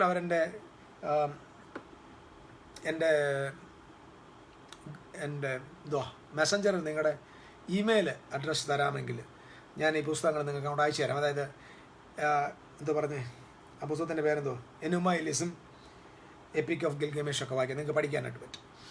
ഇനി നമ്മൾ പഠിക്കാനായിട്ട് പോകേണ്ടത്, ഞാൻ ജസ്റ്റ് ഒരു ഇൻട്രോ പോലെ, നമുക്ക് ബാക്കി നാളെ പറയാം. ഞാൻ ആദ്യമായിട്ട് പറയാൻ ആഗ്രഹിക്കുന്ന കാര്യം, ഈ അത് ആദ്യത്തെ ബൈബിളിൻ്റെ ജെനിസിസിലുള്ള കാര്യം. ജെനിസിസിൻ്റെ ഒറിജിനൽ നമ്മൾ അവിടെ കാണുന്നു. നമ്മൾ ജെനിസിസിൽ കാണുന്ന ഒരു കാര്യം നോക്കിയേ, ദൈവം ഭൂമിയെ സൃഷ്ടിക്കുന്നുണ്ട്, ഇല്ലേ? ആകാശവും ഭൂമിയും സൃഷ്ടിച്ചതാണ്. വെളിപ്പാട് പുസ്തകത്തിൽ നമ്മൾ എന്താ കാണുന്നത്?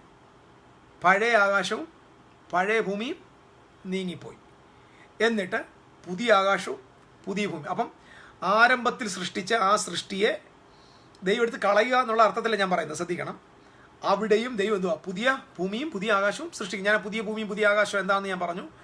അത് പഴയ ആരാധനക്രമവും പഴയ ആലയവും അവൻ്റെ സംവിധാനവും ആ ലോകത്തിൻ്റെ ആദിപാഠവും, അപ്പോസ്തലനായ പത്രോസിൻ്റെ ഭാഷയെ പറഞ്ഞാൽ മൂലപദാർത്ഥങ്ങളെ കത്തി എരിഞ്ഞ് ആകാശം കൊടിമുഴക്കത്തോട് ഒഴിഞ്ഞു പോയി. ഇനി പോകുമെന്ന് പറഞ്ഞ് പേടിച്ചിരിക്കണ്ട. ഒരു ഇടി വെട്ടുമ്പോൾ തന്നെ യേശു വരാൻ പോകുമെന്ന് പറഞ്ഞ് പേടിച്ചിരിക്കാതെ മനസമാധാനത്തോടെ ഉറങ്ങാൻ വേണ്ടിയാണ് ഞാൻ ഈ വൈകുന്നേരം ഇതൊന്ന് പറയുന്നത്. നല്ല സന്തോഷത്തോടെ കിടന്നുറങ്ങും. കർത്താവിനെ സ്നേഹിച്ച് യേശു ക്രിസ്തുവിൻ്റെ ഫാൻസായിട്ട് ജീവിക്കുക. അവൻ്റെ മുഖം കണ്ട് അവനെക്കുറിച്ചുള്ളത് വായിച്ച് ക്രിസ്തുവിനെ സ്നേഹത്തെ വെളിപ്പെടുത്തി മറ്റുള്ളവർക്ക് പ്രയോജനപ്പെട്ട് അയൽവക്കക്കാരനെ നിങ്ങളെപ്പോലെ സ്നേഹിക്കും. സ്നാനപ്പെടുന്നതിൻ്റെ കഥ പറഞ്ഞുകൊണ്ട് നടക്കാതെ, ഞാൻ പറഞ്ഞപ്പം എത്ര പേർ സ്നാനപ്പെട്ടു? സ്നാനത്തിൻ്റെ ഉപദേശം കൂടുതൽ പഠിപ്പിക്കുന്നതിന് പകരം സ്നാനം വേണ്ടെന്നല്ല കേട്ടോ, അതിനേക്കാളും ഗൗരവമായിട്ട് ചർച്ച പഠിപ്പിക്കേണ്ടത് നിൻ്റെ അയൽവക്കാരനെ, നിൻ്റെ അയൽവക്കത്തുള്ള ഹിന്ദുവിനെ, നിൻ്റെ അയൽവക്കത്തുള്ള മുസ്ലിമിനെ, നിൻ്റെ അയൽവക്കത്തുള്ള നിരീശ്വരവാദിയെ, നിൻ്റെ അയൽവക്കത്തുള്ള ജാതിയിൽ കുറഞ്ഞവനെ, താഴ്ന്നവനെ, അപരിഷ്കൃതനെ, പട്ടികജാതിക്കാരനെ, SC ST ട്രൈബ്സിനെ നിന്നെ പോലെ സ്നേഹിക്കണം. ഇത് പഠിപ്പിക്കുന്ന ഇത് ഫോളോ ചെയ്യുന്ന ഒരു ചർച്ച എനിക്കൊന്ന് കാണിച്ചു തരണമെന്നെങ്കിൽ എനിക്ക് ആഗ്രഹമുണ്ട്. നിങ്ങളെ എങ്ങനെ സ്നേഹിക്കുന്നു അതുപോലെ നിങ്ങളുടെ അയൽക്കാരനെ സ്നേഹിക്കണം. ഇതാണ് വിശുദ്ധ ബൈബിളിലെ ലോകത്തിലെ ഏറ്റവും വലിയ കൽപ്പന ഭൂമിയോടുള്ള ബന്ധത്തിൽ. നിന്റെ ദൈവമായ കർത്താവിനെ പൂർണ്ണഗതത്തോടെ, അത് നമുക്കറിയാം, നമ്മൾ കാര്യസാധ്യത്തിന് വേണ്ടിയെങ്കിലും സ്നേഹിക്കും. നിന്റെ അയൽവക്കക്കാരനെ നിങ്ങളെപ്പോലെ സ്നേഹിക്കുന്നു. ഇത് കൃത്യമായിട്ട് പഠിപ്പിക്കുന്ന സഭകളാണ് വേണ്ടത്. അപ്പം ഞാൻ പറഞ്ഞില്ല, രണ്ട് അർത്ഥമായതേ ഉള്ളൂ. ഒന്ന്, ദൈവത്തെ സ്നേഹിക്കണം. രണ്ട്, നാട്ടുകാരെ സ്നേഹിക്കണം. അവരെ സ്നേഹിക്കണം. നിങ്ങൾ ചെല്ലുമ്പോൾ നിങ്ങൾ സ്നേഹിക്കാനേ പറഞ്ഞിട്ടുള്ളൂ, അല്ലാതെ നിങ്ങളുടെ ഈ ദുരുപദേശം അവരെ പോയി പഠിപ്പിക്കാനല്ല. Prasad, that's true. ഇത് എൻ്റെ കേൾവിക്കാർക്ക് തന്നെ കാര്യങ്ങൾ ബോധ്യമായിട്ട് വരുന്നത് ഓർത്ത് സ്തോത്രം. ഞാൻ പറഞ്ഞതിൽ കുറേ വ്യത്യാസങ്ങളുണ്ട്, കുറേ കാര്യങ്ങളുണ്ട്. ഞാനത് ഇന്ന് നാളെയുമായിട്ട് അങ്ങ് പറഞ്ഞോളാം. 2-3 എണ്ണം മാത്രം പറഞ്ഞ് ഞാൻ ഇന്നങ്ങ് സ്റ്റോപ്പ് ചെയ്യും. ഒന്ന്, അവൻ ആകാശത്തെയും ഭൂമിയും സൃഷ്ടിച്ചു. 2, പുതിയ ആകാശത്തെയും പുതിയ ഭൂമി സൃഷ്ടിച്ചു. പുതിയ ആകാശവും പുതിയ ഭൂമിയും നിങ്ങളും ഞാനുമാണ്. പുത്തൻ യെരൂശലേം എന്ന് പറയുന്നത് ഇനി ആകാശത്ത്, നമ്മുടെ ആളുകൾ പറഞ്ഞിട്ടില്ല, ആകാശത്ത് നിന്ന് 25,000 മൈൽ വിസ്താരമുള്ളൊരു ചതുരപ്പെട്ടി ഇങ്ങനെ ഇറങ്ങി വരിക എന്നാണ്. അതിനെക്കുറിച്ചൊരു പഠനം നേരത്തെ ഒരു ദൈവാസം നടത്തിയത് ഇങ്ങനെയാണ്. അങ്ങനെ ചതുരപ്പെട്ടി വന്നിട്ട് ഇരിക്കണമെങ്കിൽ, അതിപ്പോൾ ഒരു ഭൂമി ഇങ്ങനെ ഉരുണ്ടതാണല്ലോ, ഉരുണ്ട ഭൂമിയുടെ പുറത്ത് ആ ചതുരപ്പെട്ടി വന്നിരിക്കണമെങ്കിൽ അതിൻ്റെ വാതിൽ കയറണമെങ്കിൽ റോക്കറ്റിൽ പോകണമെന്ന്. റോക്കറ്റ് കാരണം 25,000, ഇതൊക്കെ ശ്രദ്ധിക്കണം, 25,000 ചതുരശ്ര കിലോമീറ്റർ വലിപ്പമുള്ള, നമ്മൾ വെളിപ്പാട് പുസ്തകത്തിൽ കാണുന്നുണ്ട്, 25,000 ചതുരശ്ര കിലോമീറ്റർ വലിപ്പമുള്ള ആ സ്വർഗീയ യെരൂശലേം എന്ന ആ പെട്ടി ഭൂമിയിലോട്ട് വന്ന് നിന്നാൽ ആ മേളിൽ കയറണ്ടായിരുന്നു. ഇവിടെ വാതിൽ ഇവിടെ ആണെങ്കിൽ ഇവിടെ നിന്ന് മനുഷ്യൻ ഇതിൻ്റെ വാതിലെത്തണമെങ്കിൽ റോക്കറ്റിൽ പോകണം. വിമാനമൊന്നും എത്തല്ല. വിമാനമൊക്കെ മാക്സിമം പോയി കഴിഞ്ഞാൽ 34,000, 35,000, 40,000 അടി ഉയരത്തിലേ പോകത്തുള്ളൂ. അതായത് ഒരു 10-11 കിലോമീറ്റർ മേളിൽ പോകും. ഇത് മോളിൽ പോകാൻ തന്നെ നമുക്ക് ഏകദേശം 65-70 കിലോമീറ്റർ യാത്ര ചെയ്യണം. 70 കിലോമീറ്റർ മുകളിലോട്ട് പോയാലേ പുത്തൻ യെരൂശലേമിൻ്റെ വാതിൽ ചെല്ലാൻ പറ്റും. അങ്ങനെയാണ് നിങ്ങൾ മെഷർമെൻറ്റ് നോക്കിയാൽ പഠിച്ചാൽ മതി. നമ്മുടെ ആളുകൾ അങ്ങ് ഒരു വിവരമില്ലാതെ അങ്ങ് പഠിപ്പിക്കുക. എന്നിട്ട് പറയുക മദ്യപാനികൾക്കെല്ലാം വേണ്ടി അത് തുറന്നിട്ടേക്കുവാന്ന്. ഏത് മദ്യപാനി അതിനകത്ത് കയറും? ഇതൊക്കെ ആലങ്കാരിക ഭാഷയിൽ എഴുതിയേക്കാം. പുത്തൻ യെരൂശലേം എന്ന് പറഞ്ഞാൽ അവൻ്റെ സഭയാണ്. പഴയ യെരൂശലേം എന്ന് പറഞ്ഞാൽ യെരൂശലേം ദേവാലയമാണ്. പഴയ യെരൂശലേമിനെ അവസാനിപ്പിച്ച് പുതിയ യെരൂശലേം ആരംഭിച്ചെന്ന് പറഞ്ഞു കഴിഞ്ഞാൽ അവൻ്റെ സഭയെ ആരംഭിച്ചെന്ന്. നിങ്ങൾ പറ്റുമെങ്കിൽ ഇന്നലത്തെ നമ്മുടെ ലൈവ് കേൾക്കണം. അവസാനത്തെ കാഹളം മുഴങ്ങിക്കഴിയുമ്പോൾ സംഭവിക്കുന്നത് എന്താണ്? കൃത്യമായി നിങ്ങളത് കേൾക്കണം. ഞാൻ ഈ പറഞ്ഞു വരുന്നൊരു താല്പര്യം ഇത്രയേ ഉള്ളൂ. ഇതൊക്കെ കേൾക്കുമ്പോൾ ദേഷ്യം വരും ചിലർക്ക്, ഭയങ്കര. കാരണം ഇവർ വർഷങ്ങളായിട്ട് പഠിക്കുന്ന കുറേ കാര്യങ്ങളുണ്ട്, അതിനെ തൊട്ടാൽ അവർക്ക് ഭയങ്കര ദേഷ്യം വരും. അവർ കൊല്ലും. ചിന്തിക്കാനുള്ള കഴിവൊന്നും നമുക്കില്ലല്ലോ. നമ്മൾ ഹൃദയവും തലച്ചോറെല്ലാം കൊണ്ടുവന്ന് നേരെ ട്രമ്മിനകത്ത് കൊണ്ടുവച്ചു. ആ ട്രമ്മിനകത്ത് കൊണ്ടുവച്ചിട്ട് അത് കൊട്ടിക്കൊണ്ടിരിക്കുക. നമുക്ക് ബുദ്ധിയൊന്നുമില്ല. നമ്മുടെ ഉദ്ദേശം എന്ത് പറയുന്നു അത് കേട്ട് വിഴുങ്ങിക്കൊണ്ടിരിക്കുക. നിങ്ങൾ ബോധം പൊക്കണത്തോടെ ജീവിക്കണം. ഞാൻ ഈ പറഞ്ഞ് കേൾക്കുക. എൻ്റെ വാക്കുകൾ ഇച്ചിരി പരുക്കനാണെങ്കിൽ ക്ഷമിക്കുക. ദൈവം ആദിയിൽ ആകാശവും ഭൂമിയും സൃഷ്ടിച്ചു. വെളിപ്പാട് പുസ്തകത്തിൽ എന്തായി? പുതിയ ആകാശവും. ഇപ്പം നോക്കണേ, വെളിപ്പാട് ആകുമ്പോൾ മുഴുവൻ ടേണാകുക, ഫുള്ള് ടേണാകുക. വെളിപ്പാട് 22 എത്തുമ്പോൾ 21-22 എത്തുമ്പോഴേക്ക് ഉൽപ്പത്തി പുസ്തകത്തിലുള്ള ക്രമക്കേടുകൾ മുഴുവൻ മാറുക. രണ്ടാമത്തെ കാര്യം നോക്കിയേ, ജെനസിസിൽ നമ്മൾ കാണുന്നത് ഉൽപ്പത്തി 1:4 പറഞ്ഞ ഇരുളിനെയും വെളിച്ചത്തെയും തമ്മിൽ വേർതിരിക്കുന്നുണ്ട്. അതിനകത്തൊരു ഡിവിഷൻ്റെ ആവശ്യം വരുന്നുണ്ട്.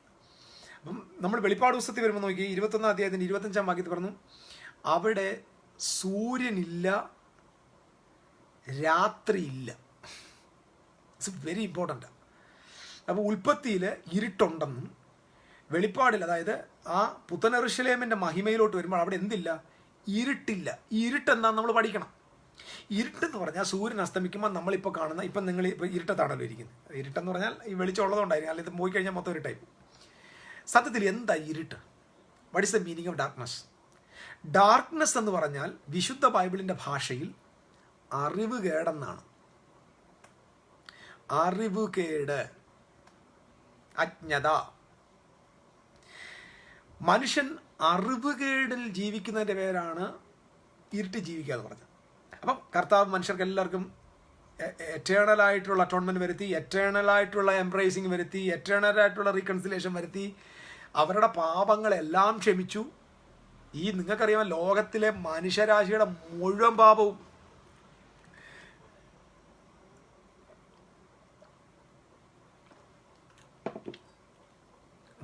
പാപവും കർത്താവ് ക്ഷമിച്ചു. എല്ലാം ക്ഷമിച്ചു. എവ്രിതിങ് ക്ഷമിച്ച് എന്നത് ഇവരിതുവരെ അറിഞ്ഞിട്ടില്ല. ആരും പോയി പറഞ്ഞിട്ടില്ല, അത് വേറെ കാര്യം. Ignorance, that's true. അറിവുകേട്, ആ അറിവുകേടിനെയാണ് വിശുദ്ധ ബൈബിൾ ഡാർക്ക്നെസ് എന്ന് വിളിക്കുന്നത്. ഇത് നമ്മളിപ്പം ഞാൻ അതുകൊണ്ട് പറഞ്ഞത്, ഈ സത്യം അറിയുകയും സത്യം നിങ്ങളെ സ്വതന്ത്രമാക്കുകയും ചെയ്യുന്നൊരു വാക്കില്ലേ, അതിൻ്റെ അർത്ഥം എന്നറിയാം. സത്യം അറിയുകയും സത്യം നിങ്ങളെ അസത്യത്തിൽ നിന്ന് സ്വതന്ത്രമാക്കുകയും ചെയ്യുമെന്ന്. സത്യം നിങ്ങളെ അസത്യത്തിൽ നിന്നാണ് സ്വതന്ത്രമാക്കുന്നത്. സത്യം നിങ്ങൾക്ക് സ്വതന്ത്രം എവിടെ വരും? നമ്മൾ ലൈസിലാണ് ജീവിക്കുന്നത്. ഭൂമിയിൽ ആദ്യമായിട്ട് പിശാച് കൊണ്ടുവന്ന അല്ലെങ്കിൽ മതം കൊണ്ടുവന്ന ചിന്താഗതി എന്ന് പറയുന്നത് റിലീജിയനാണ് കേട്ടോ. ഞാനവിടെ സാത്താൻ എന്ന് പറയുന്ന ആളിനെ റിലീജിയനായിട്ടാണ് കാണുന്നത്. റിലീജിയൻ അല്ലാതെ ഏതോ പച്ചിലപ്പാമ്പായിട്ടല്ല ഞാൻ കാണുന്നത്. ഐ ജസ്റ്റ് അസ് എ ഞാൻ വിചാരിക്കുന്നു അതൊരു ഇല്ലുസ്ട്രേഷൻ പോലെ നിങ്ങൾക്ക് മനസ്സിലാക്കണം. ആ പാമ്പെന്ന് പറയുന്നത് ഏതോ ഒരു പാമ്പ് എന്ന നിലയിൽ ഇറ്റ്സ് എ റിലീജിയനാണ്. അപ്പം ആ ടോക്ക് റിലീജിയൻ്റെ ടോക്കാണ്. അവിടെ അസത്യത്തിൻ്റെ പ്രചരണം. എല്ലാ മതങ്ങളും അസത്യം പറയുന്നവരാണ്. എല്ലാ മതങ്ങളും നിലനിൽക്കുന്നത് അസത്യത്തിലാണ്. അതുകൊണ്ടാണ് ക്രൈസ്റ്റ് വന്ന് I am the truth, I am the truth, I am the truth. Darkness എന്ന് പറഞ്ഞാൽ നിങ്ങൾ മനസ്സിലാക്കണം, ഇരുൾ. അപ്പം ചില ആൾ ഇരുളിൻ്റെ ശക്തികളെ ശാസിക്കുന്നു. ഒന്നും ശാസിക്കണ്ട, ഒന്നും ശാസിക്കണ്ട. നമ്മൾ കിടന്ന് ചാട്ടി പറിക്കേണ്ട ആവശ്യമില്ല. സിമ്പിളായിട്ട് ആ വ്യക്തിക്ക് അവയർനെസ് വരുത്തിയാൽ മതി. ഒന്ന്, അവൻ്റെ കണ്ണ് തുറക്കണം. രണ്ട്, അവൻ്റെ അറിവുകേടിന് പരിഹാരം വന്നാൽ അവൻ വെളിച്ചത്തിലായി. അപ്പം നിങ്ങൾ ലോകത്തിൻ്റെ വെളിച്ചം എന്ന് പറഞ്ഞാൽ എൻ്റെ അർത്ഥം എന്താ? നിങ്ങളാണ് ലോകത്തിൻ്റെ അറിവ് കൊടുക്കേണ്ടവർ. ബിക്കോസ് ദ ഗോസ്പൽ എന്ന് പറയുന്നത്, gospel is the message of light എന്ന് പറഞ്ഞാൽ gospel is the message of അവയർനെസ്സാണ്. അവയർനെസ്സാണ്. നിങ്ങളുടെ അയൽക്കാരനെ നിങ്ങളോട് സ്നേഹിക്കാൻ എന്തിനാ പറഞ്ഞേ? മക്കളെ, സ്നേഹിച്ചാൽ നിങ്ങൾക്ക് അവർക്ക് അറിവ് പറഞ്ഞു കൊടുക്കാൻ പറ്റും. നിങ്ങൾ ആദ്യം പോയി നിങ്ങൾ മതം പറയരുത്. Do not go and preach your religion to others. Go and love them first, win them, then convert them. ആദ്യം ആളിനെ വിൻ ചെയ്യണം. ആദ്യം ഞാനെപ്പോഴും ഞങ്ങളുടെ ചർച്ചിലെ സഹോദരങ്ങളോട് ഞാൻ പറയട്ടെ, എൻ്റെ നമ്മുടെ ചർച്ചിലെ സഹോദരങ്ങൾ ഇതിനകത്തുണ്ട്. അല്ലെങ്കിൽ നിങ്ങൾ ആളോട് ചോദിച്ചു നോക്കിയോ. ഞാൻ അവരോട് പറയാറുണ്ട്, നിങ്ങളൊരു ചർച്ചിലേക്ക് ഒരാളെ കൊണ്ടുവരുമ്പോൾ ആദ്യം നിങ്ങൾ അവരെ കൊണ്ടുപോകേണ്ടത്, ഞാൻ അവരോട് പറഞ്ഞിട്ടുണ്ട്, നിങ്ങൾ ചെറുപ്പക്കാരനെ കണ്ട് അവനെ പിടിച്ച് പള്ളിക്കകത്ത് കൊണ്ടുവരരുത്. അവന് ഭയങ്കര ബോറായിരിക്കും. കാരണം നമ്മൾ ഉദ്ദേശിക്കുന്ന വലിയ റെവലേഷനും ആഴവും ഡീപ്പൊന്നും അവനറിയത്തില്ല. അവനെ കൊണ്ടുപോകേണ്ടത് തട്ടുകടയിലോട്ടാണ് കൊണ്ടുപോകേണ്ടത്. അവനെ കൊണ്ടുപോകേണ്ടത് പാർക്കിൽ കൊണ്ടുപോകണം. അവനെ കൊണ്ടുപോകേണ്ടത് ബീച്ചിൽ കൊണ്ടുപോകണം. പള്ളിയിൽ കൊണ്ടുവരരുത്. നിങ്ങൾ അവൻ്റെ സുഹൃത്തായി മാറണം. നിങ്ങൾ അവനെ വിൻ ചെയ്യണം. എന്നിട്ട് നിങ്ങൾ അവനെ ചേഞ്ച് ആക്കാൻ പാടും. നമ്മൾ ക്രിസ്ത്യാനിത്വത്തിൻ്റെ മഹത്വം എന്നാണ്. നമ്മൾ ഈ മതപരിവർത്തനം എന്നുള്ള സംഭവം നിർത്തണം. മനുഷ്യനെ സ്നേഹിക്കുന്നതിലേക്ക് നമ്മൾ പോകണം. ഹല്ലേലൂയ. അപ്പം win your brother, win your neighbour, then change dum. നമ്മളിങ്ങനെ ആവേശം കയറും. ഇപ്പോൾ തന്നെ ആളുകൾ നരകത്തിലേക്ക് പോകുന്നു, ആളുകൾ നാശത്തിലേക്ക് പോകുന്നു, തീയിലേക്ക് പോകുന്നു. എനിക്കിപ്പം പോയാൽ എനിക്ക് രാത്രി ഉറക്കമില്ല, ആത്മാക്കളെ നേടിയില്ല, എനിക്കിപ്പം നീ നിൻ്റെ ആത്മാവിനെ ആദ്യം നേട്. നിൻ്റെ ആത്മാവിനെ ആദ്യം നേട്. നീ ആദ്യം അടുത്ത ആളിനെ പോയി ലവ് ചെയ്യാൻ പഠിക്കണം. ഞാൻ പറഞ്ഞല്ലോ ഡാർക്ക്നെസ്. ഞാൻ ഇതെല്ലാം ഓരോന്നും വിശദീകരിച്ചാൽ ഓരോ സെക്ഷൻ എടുക്കേണ്ടി വരും. നമ്മൾ ഉൽപ്പത്തിയിൽ എന്തുകൊണ്ട് ഡാർക്ക്നെസ് ജയിച്ചെന്ന് ചോദിച്ചാൽ, only it's separated from light. It's only separated from light because ലൈറ്റിന് അവിടെ പ്രാധാന്യമുണ്ട്. പക്ഷേ വെളിപ്പാട് പുസ്തകത്തിൽ വരുന്നത് ലൈറ്റിന് പ്രാധാന്യം ഇല്ല. ലൈറ്റ് എന്നൊരു ഡാർക്ക്നെസ് എന്നൊരു വിഷയത്തെ അവിടെ കൗണ്ട് ചെയ്യുന്നതേ ഇല്ല. അവിടെ ഇരുളില്ലെന്ന്. എന്ന് പറഞ്ഞാൽ അജ്ഞത എന്നൊന്നില്ല. ഇതിന് മറ്റൊരു വാക്യം കൂടെ ബൈബിളുണ്ട്. സമുദ്രം വെള്ളം കൊണ്ട് നിറഞ്ഞിരിക്കുന്നത് പോലെ ദൈവത്തെക്കുറിച്ചുള്ള പരിജ്ഞാനം കൊണ്ട് ഭൂമി മുഴുവൻ നിറയും. കർത്താവിൻ്റെ വചനമാണ്, മാറാത്ത വചനമാണ്. സോ എങ്ങനെയാണോ സമുദ്രം വെള്ളം കൊണ്ട് നിറഞ്ഞിരിക്കുന്നത് പോലെ ഭൂമി മുഴുവൻ ദൈവത്തെക്കുറിച്ചുള്ള പരിജ്ഞാനം കൊണ്ട് നിറയും. ഒന്ന് ആലോചിച്ച് നോക്കിയേ. ദൈവത്തെക്കുറിച്ചുള്ള പരിജ്ഞാനം കൊണ്ട് ഭൂമി മുഴുവൻ നിറയുമ്പോൾ ഇരുളിന് പിന്നെ അവിടെ സ്ഥാനമുണ്ടോ? നമ്മളിവിടെ കാണുന്നില്ലേ, മനുഷ്യൻ അന്യദൈവങ്ങളെ ആരാധിക്കുന്നു, മന്ത്രവാദം ചെയ്യുന്നു, ക്ഷുദ്രം ചെയ്യുന്നു, മാജിക് ചെയ്യുന്നു. Why we are worrying about it? Because they are living in darkness. ഇഗ്നോറൻസിലാണ് ജീവിക്കുന്നത്. All man. ഒരാൾ പോയി വിഗ്രഹത്തെ സേവിക്കുന്നു. Why? Because he is worshipping the idol because of his ignorance. Ignorance ആണ്. അവനെ നിങ്ങൾ കുറ്റം പറയരുത്. ഞാനൊരു മന്ത്രവാദിയോ, ഞാനൊരു വിഗ്രഹാരാധിയോ, ഒരു ക്ഷുദ്രക്കാരനെയോ, ഞാനൊരു കൊലപാതകൻ, നോ സിന്നസിനെ ഞാൻ ഒരിക്കലും ബ്ലെയിം ചെയ്തില്ല. Because they are living in deception. അപ്പോൾ ഉൽപ്പത്തി പുസ്തകത്തിനകത്ത് ലൈറ്റിനെ ഡിവൈഡഡ് ഫ്രം ഡാർക്ക്നെസ്, ലൈറ്റിനെയും ഡാർക്ക്നെസ്സിനെയും ഡിവൈഡ് ചെയ്തു. ഉൽപ്പത്തിയിലേക്ക് വരുമ്പോഴോ, വെളിപ്പാടിലേക്ക് വരുമ്പോഴോ, there is no darkness there. അവിടെ എന്തില്ല? നൈറ്റ് ഇല്ല. അവിടെ നൈറ്റ് എന്ന് പറയുന്നത് ഇല്ല. രണ്ടാമത്തെ ഒരു കാര്യം കൂടെ പറയാം. ഉൽപ്പത്തി നമ്മൾ കാണുന്നുണ്ട് ലാൻഡിനെയും സീയെയും തമ്മിൽ വേർതിരിക്കുന്നത്. നിങ്ങൾ ലാൻഡും സീയും നോക്കുമ്പോൾ ഇതൊരു ഒറിജിനലി അവിടെ ക്രിയേഷൻ ആണെങ്കിലും യഥാർത്ഥത്തിൽ ബൈബിളിൻ്റെ ഭാഷയിൽ ലാൻഡ് എന്ന് പറയുമ്പോൾ is always focusing on Israel. Always focusing on Israel. Sea എന്ന് പറയുമ്പോൾ ഓൾവേസ് ടോക്കിംഗ് അബൌട്ട് ജെൻറ്റൈൽസ്. മനസ്സിലാവുന്നുണ്ടോ? ബുക്ക് ഓഫ് റെവലേഷൻ വന്നപ്പോൾ there is no sea means there is no gentiles at all എന്ന് പറഞ്ഞാൽ ദൈവത്തിൻ്റെ കണ്ണിൽ ഇനി ഇവൻ യഹൂദനെന്നും ജാതി എന്നുള്ള വ്യത്യാസം ഇല്ല. ബിക്കോസ് ദ കിങ്ഡം ഓഫ് ഗോഡിനകത്ത് റിലീജിയൻ എന്ന് ബ്രേക്കായോ അന്ന് ഹ്യൂമാനിറ്റി യുണൈറ്റഡ് ആയി. മതമാണ് മനുഷ്യനെ വിഭജിക്കുന്ന ഘടകം. മതമാണ് മനുഷ്യനെ വിഭജിക്കുന്ന ഘടകം. എന്നാണോ മതം അവസാനിച്ചത് അന്ന് മതങ്ങൾ തമ്മിൽ, ജാതികൾ തമ്മിലുള്ള വ്യത്യാസം മാറി. ക്രൂശിൽ ദൈവം ആ നടുച്ചുവർ ഇടിച്ചു കളഞ്ഞു. ഞാൻ പറഞ്ഞില്ലേ വെളിപ്പാട് പുസ്തകത്തിൽ ഞാൻ പറഞ്ഞില്ലേ 7ാമത്തെ കാഹളത്തിൻ്റെ ആ സമാപ്തി സംഭവിക്കാൻ പോകുന്നത് ദൈവം തൻ്റെ വിശുദ്ധന്മാരോട് കൊടുത്ത മർമ്മം നിവൃത്തിയാകും. ആ മർമ്മം എന്താണെന്നറിയാമോ? ജാതികൾ സുവിശേഷത്താൽ ക്രിസ്തുവിൽ ഏക ശരീരസ്ഥരും കൂട്ടവകാശികളും വാക്തത്വത്തിൻ്റെ പങ്കാളികളുമാകുക എന്ന മർമ്മം.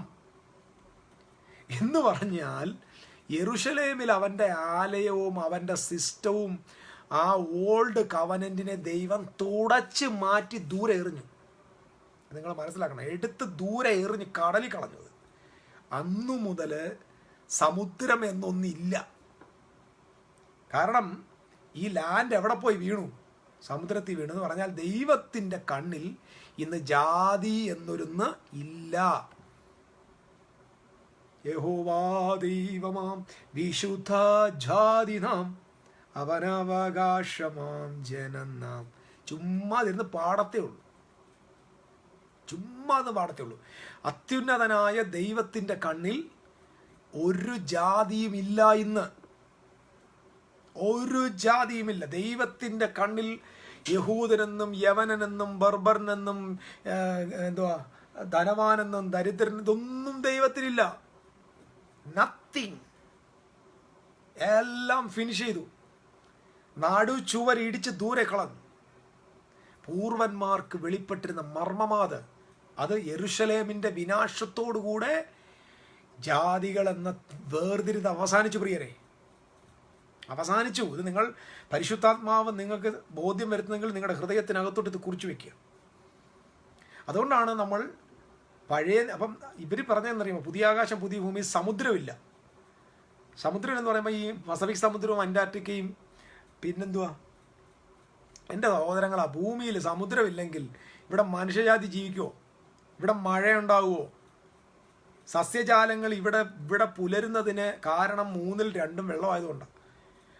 പുതിയ ആകാശം പുതിയ ഭൂമിയിൽ സമുദ്രമില്ല എന്ന് കേൾക്കുമ്പോൾ നമ്മുടെ ആളുകൾ വിചാരിച്ചിരിക്കുന്നത് എന്താണ്? സംഭവം ഇതാണ്.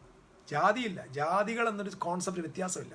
പൊതുവാന ഭൂമിയിൽ സമുദ്രമില്ല എന്ന് പറഞ്ഞാൽ ദൈവത്തിൻ്റെ കണ്ണിൽ ഇന്ന് ഈ 2020 ദൈവത്തിൻ്റെ കണ്ണിൽ ഹിന്ദു എന്നും മുസൽമാൻ എന്നും ക്രിസ്ത്യാനി എന്നും മെന്തിക്കോസ് എന്നും കത്തോലിക്ക എന്നും ഓർത്തഡോക്സ് എന്നും ബ്രദർ എന്നും ലൂതർ മിഷൻ എന്നും മർത്തോമ എന്നും CSI എന്നും സാൽവേഷൻ ആർമി എന്നും ഒരു വ്യത്യാസവുമില്ല.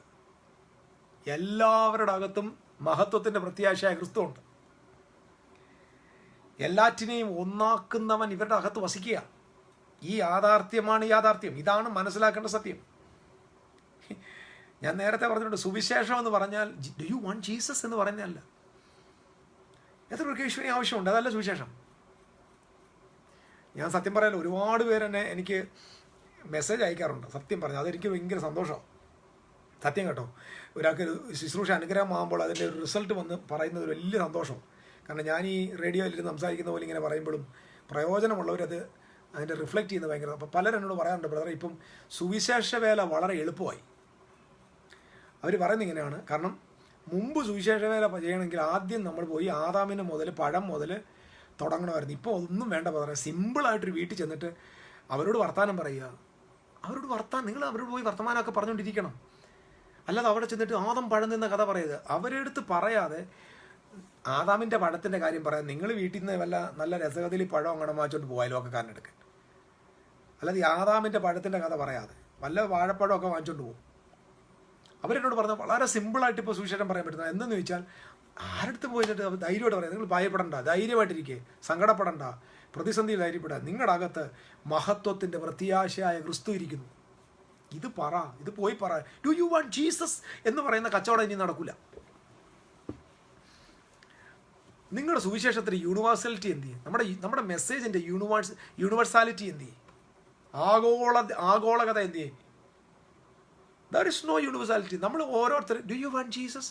How many of you want Jesus? Can you lift your hands up? കരങ്ങളൊന്നും ഉയർത്തിക്കുക. ഇപ്പോൾ യേശു വരാൻ പോകുന്നതിൻ്റെ ഹൃദയത്തിൽ. സ്റ്റുപ്പിഡ് റബ്ബിഷാണത്. അവൻ വാതിൽക്കൽ നിന്ന് മുട്ടുന്നു. ദാറ്റ്സ് നോട്ട് ദ വാതിൽ എന്ന് പറയുമ്പോൾ ഹാർട്ടിൻ്റെ വാതിലല്ല, ചർച്ചിൻ്റെ വാതിൽ. അത് ലവോദിക്ക സഭയ്ക്ക് കൊടുത്ത ദൂത. സോ ഗോഡ്, ക്രൈസ്റ്റ് എല്ലാവരുടെ ഉള്ളിലിരിക്കുക. ഇതൊരു മഹത്വത്തിൻ്റെ ദൂതാണ്. ഇത് ജാതികളുടെ ഇടയിൽ പ്രസംഗിക്കാൻ ദൈവത്തിന് ഇഷ്ടം തോന്നി. ഇത് എനിക്ക് തോന്നുന്നു 2000 years ആയിട്ടുള്ള ഇന്ത്യൻ ക്രിസ്ത്യാനിത്വത്തിൻ്റെ സുവിശേഷീകരണത്തിൻ്റെ ബന്ധനം അഴിച്ചിരിക്കുക ഈ മെസ്സേജ്. കേൾക്കാൻ ചെവിയുള്ളവൻ കേൾക്കുക. 2000 വർഷമായിട്ട് ഇവിടുത്തെ മിഷണറിമാരും പാസ്റ്റർമാരും അച്ഛന്മാരും കന്യാസ്ത്രീമാരും ഇവിടുത്തെ ദൈവദാസന്മാരും ഒക്കെ കഷ്ടപ്പെടുന്നതിൻ്റെ, അവരുടെ കഷ്ടപ്പാടിന് അന്ത്യം കുറിച്ചിരിക്കുക. ഇതേ താക്കോലായത്. നിങ്ങൾക്ക് സന്തോഷമുണ്ട് എടുത്തോ. ഏത് മനുഷ്യൻ്റെ മുഖത്ത് നോക്കി ധൈര്യമായിട്ട് പറയാം, Christ in you the hope of glory. ക്രിസ്തു മഹത്വത്തിൻ്റെ പ്രത്യാശ നിങ്ങളിൽ ഇരിക്കുന്നു സാർ. നരേന്ദ്രമോദി എന്ന് പറയുന്ന നമ്മുടെ പ്രൈം മിനിസ്റ്റർ വന്നാലും അദ്ദേഹത്തിൻ്റെ മുഖത്ത് നോക്കി നമുക്ക് പറയാൻ പറ്റും, sir Jesus loves you, Jesus the hope of glory lives in you എന്ന് പറഞ്ഞിട്ട് പോ. ഡു യു വാണ്ട് ജീസസ് എന്ന് പറഞ്ഞാൽ അവർക്ക് നെഗ്ലക്റ്റ് ചെയ്യാനുള്ള അവസരമുണ്ട്. ഗോസ്പലിനകത്ത് നെഗ്ലക്ഷൻ ഇല്ലെന്ന് ആദ്യം മനസ്സിലാക്കുക. ഗോസ്പലിനകത്ത് ചോയ്സ് ഇല്ല. ഗോസ്പലിനകത്ത് രണ്ടേ കാര്യങ്ങൾ, ഒന്ന് അക്സെപ്റ്റ് ചെയ്യാം അല്ലെങ്കിൽ റിജക്റ്റ് ചെയ്യാം, അത്രേ ഉള്ളൂ. ഒന്നുകിൽ അജ്ഞതയിൽ തുടരാം അല്ലെങ്കിൽ അറിവിൽ തുടരാം. അജ്ഞതയിൽ തുടരുക എന്ന് പറഞ്ഞാൽ അകത്ത് മഹത്വത്തിൻ്റെ പ്രത്യാശയായ ക്രിസ്തു ഇരിക്കെ മന്ദബുദ്ധിയുടെ കൂട്ടി ജീവിക്കാം. അല്ലെങ്കിൽ മഹത്വത്തിൻ്റെ പ്രത്യാശ ക്രിസ്തു അകത്തുണ്ടെന്നുള്ള ബോധ്യത്തിൽ ജയത്തോടെ ജീവിക്കാം, പുത്രനെ പോലെ ജീവിക്കാം. അല്ലാതെ ഡു യു വാണ്ട് ജീസസ് എന്ന ഒബ്ജക്റ്റീവ് ചോദ്യം ഇല്ല, യെസ് ഓർ നോ ക്വസ്റ്റ്യൻ ഇല്ല സുവിശേഷത്തിൽ. അപ്പം ഞാൻ പറഞ്ഞല്ലോ, പ്രധാനമായ ട്രൂത്താണ് ഡാർക്ക്നെസ്സിനെ മാറ്റുകയാണ്. അതുകൊണ്ടാണ് പൗലോസ് അപ്പോസ്തലന് ദൈവം മെസ്സേജ് കൊടുക്കുമ്പോൾ പറയുന്നൊരു വാചകമുണ്ട്. പൗലോസിന് കൊടുക്കുന്ന വാചകം കൂടെ അത് വായിക്കാൻ ഞാനത് അപ്പോസ്തല പ്രവൃത്തിയിൽ ആ വാക്യോട് വായിച്ചാൽ ഇന്നത്തെ ക്ലാസ് നിർത്താം. ആമേൻ. അപ്പോസ്തല പ്രവൃത്തി 26-ാം അധ്യായത്തിൽ അപ്പോസ്തലനായ പൗലോസിനെ ദൈവം സുവിശേഷത്തിന് വിളിക്കുമ്പോൾ പറയുന്നൊരു വാചകം, അവർക്ക് പാപമോചനവും എന്നിലുള്ള വിശ്വാസത്താൽ 26:18 ശുദ്ധീകരിക്കപ്പെട്ടവരുടെ ഇടയിൽ അവകാശവും ലഭിക്കേണ്ടതിന് അവരുടെ കണ്ണു തുറപ്പാനും അവരെ ഇരുളിൽ നിന്ന് വെളിച്ചത്തിലേക്കും സാത്താൻ്റെ അധികാരം എന്ന് പറഞ്ഞാൽ മതത്തിൻ്റെ അധികാരം. നമ്മൾ സാത്താൻ എന്ന് പറഞ്ഞ പുള്ളിയെ കുറച്ചൊന്ന് കൈകാര്യം ചെയ്യാൻ പോകുക കേട്ടോ. നമ്മൾ വെളിപ്പാട് പുസ്തകം എടുക്കുന്നുണ്ട്. സാത്താൻ നമ്മൾ അവസാനം ഉണ്ടാക്കും. കാരണം ഈ സാത്താൻ എന്ന് പറഞ്ഞൊരു സൂത്രമാണ് ഒരുപാട് ക്രിസ്തീയ ശുശ്രൂഷകന്മാരുടെ അത്താണി. മിക്കവാറും ഒക്കെയുള്ള പ്രവാചകന്മാരൊന്ന് ജീവിച്ചു പോകുന്നത് ഈ സാത്താൻ എന്ന് പറഞ്ഞൊരു സൂത്രം കാരണം. അവൻ്റെ ആണിക്കൽ അവന് അവസാനത്തെ കല്ലൂടെ കയറ്റിയിട്ട് നമ്മൾ പോത്തും. സാത്താൻ എന്ന് പറഞ്ഞാൽ റിലീജിയൻ, അക്യൂസർ എന്നേ ഉള്ളൂ. അക്യൂസർ അല്ലാതെ വാഴയുടെ രാത്രിയാമങ്ങളിൽ വാഴയുടെ ചോട്ടിൽ വന്ന് വാഴക്കായി അനത്തുന്ന പോര്, ഇതൊന്നുമില്ല. ഇതൊക്കെ ചുമ്മാതെ ഫ്രോഡ് ഉപദേശിമാരും ഫ്രോഡ് മന്ത്രവാദികളും കൂടെ നമ്മുടെ ഇടയിൽ കൊണ്ടുവന്നേക്കുന്ന കള്ളത്തരങ്ങളാണ്. സാത്താൻ ഉണ്ടോയെന്ന് ഇതെല്ലാം പറയുമ്പോൾ ഉടനെ ഞാൻ സാത്താൻ ഇല്ലെന്ന് പറഞ്ഞില്ല. സാത്താൻ എന്താണെന്നാണ് പറഞ്ഞത്. ഞാനിതിനകത്തൊരു ചിന്തയിലേക്ക് വന്നത്, ഒരു ചോദ്യം മാത്രം എന്നോട് ചോദിക്കാം. ദൂതൻ, വെട്ടേറ്റ് വീണ ദൂതനാണ് സാത്താൻ എന്ന് ആളുകൾ പറയുന്നുണ്ട്. ഞാൻ അതിനെ നെഗ്ലക്റ്റ് ചെയ്യുന്നില്ല, ആയിക്കോട്ടെ. പക്ഷേ ഈ ദൂതന് സർവ്വലോകത്തിലും വ്യാപരിക്കാൻ ശക്തിയുണ്ടോ? പുള്ളി സർവ്വവ്യാപിയാണോ? പോട്ടെ, ഞാൻ ഈ പ്രസംഗിക്കുന്ന സമയത്ത് ലൂസിഫറിന് എൻ്റെ പ്രസംഗം കേൾക്കാൻ പറ്റുമോ? അതിന് ആൻസർ ആർക്കെങ്കിലും പറയാൻ പറ്റുമെങ്കിൽ പറ. ഇപ്പം ഇത് ലോകത്തിൻ്റെ പല സ്ഥലങ്ങളിൽ ഇരുന്ന് കാണുന്നവരുണ്ട്.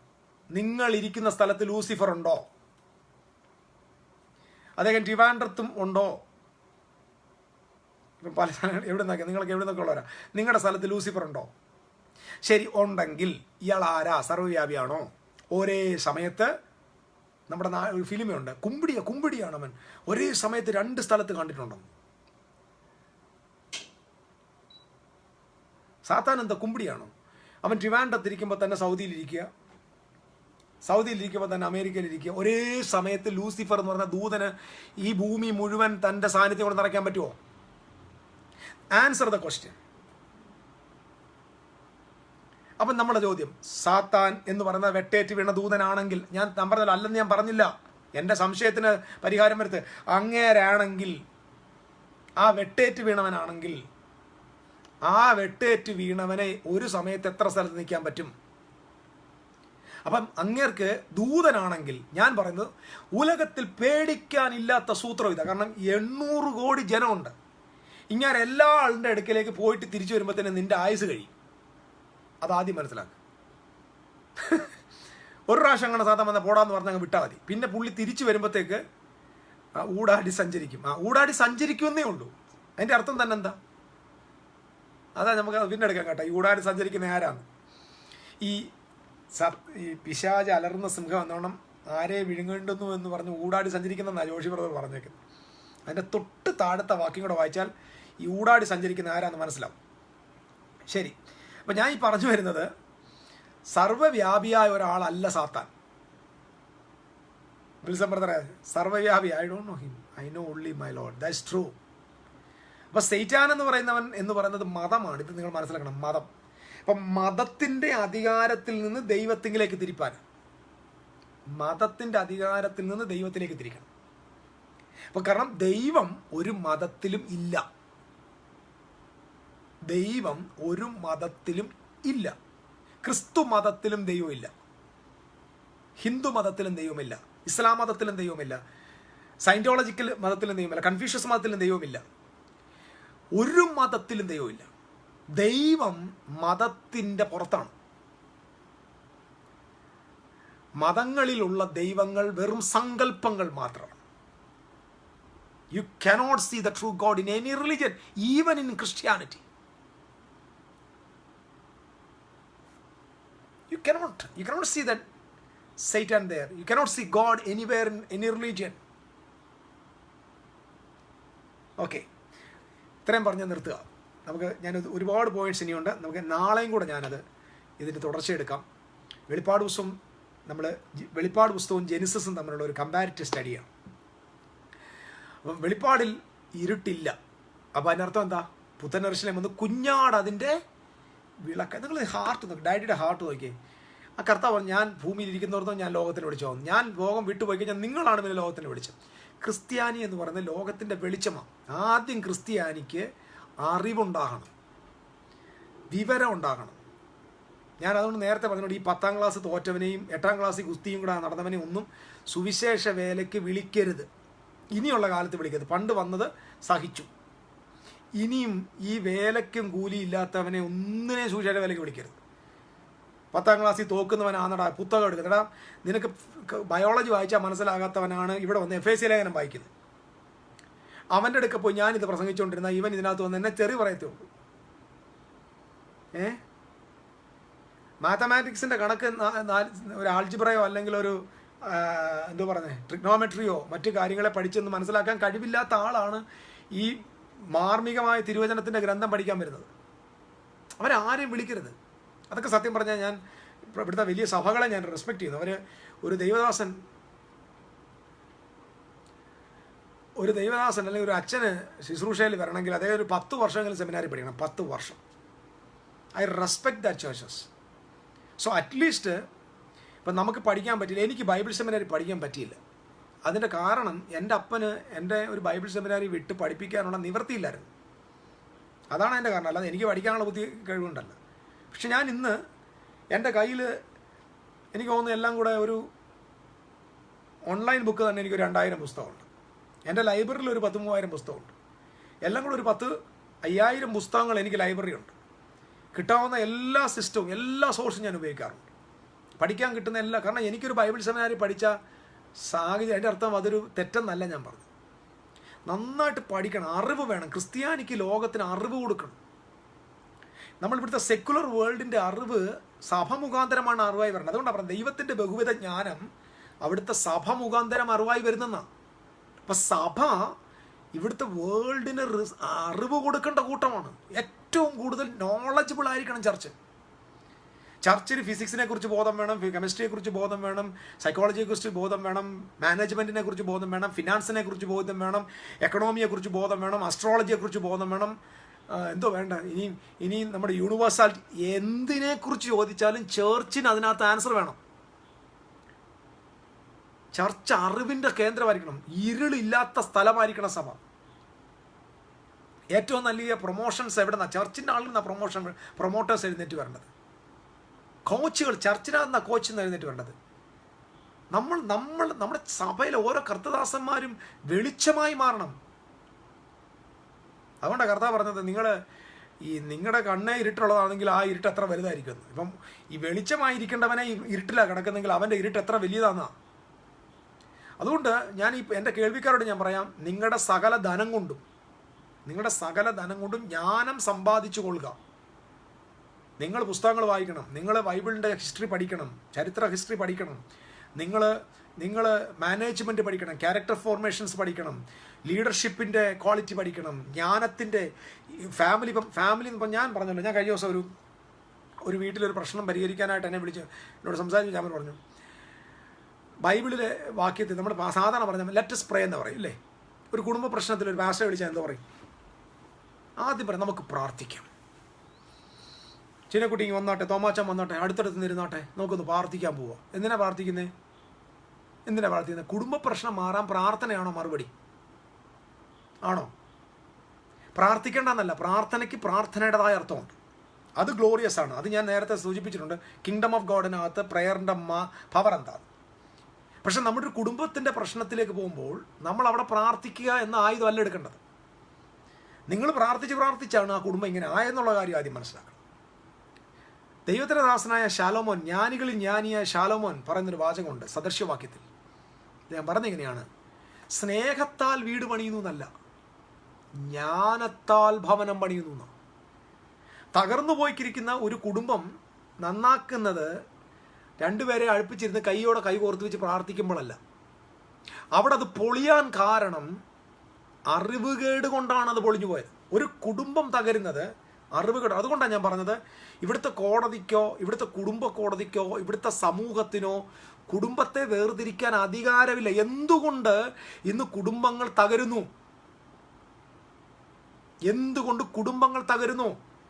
കുടുംബങ്ങൾക്ക് സൊല്യൂഷൻ ഇല്ല. കോടതിയുടെ മുമ്പിലുള്ള ഏക സൊല്യൂഷൻ ഡിവോഴ്സാണ്. പക്ഷെ നിങ്ങൾ ആദിമ സഭ എടുത്തു നോക്ക്.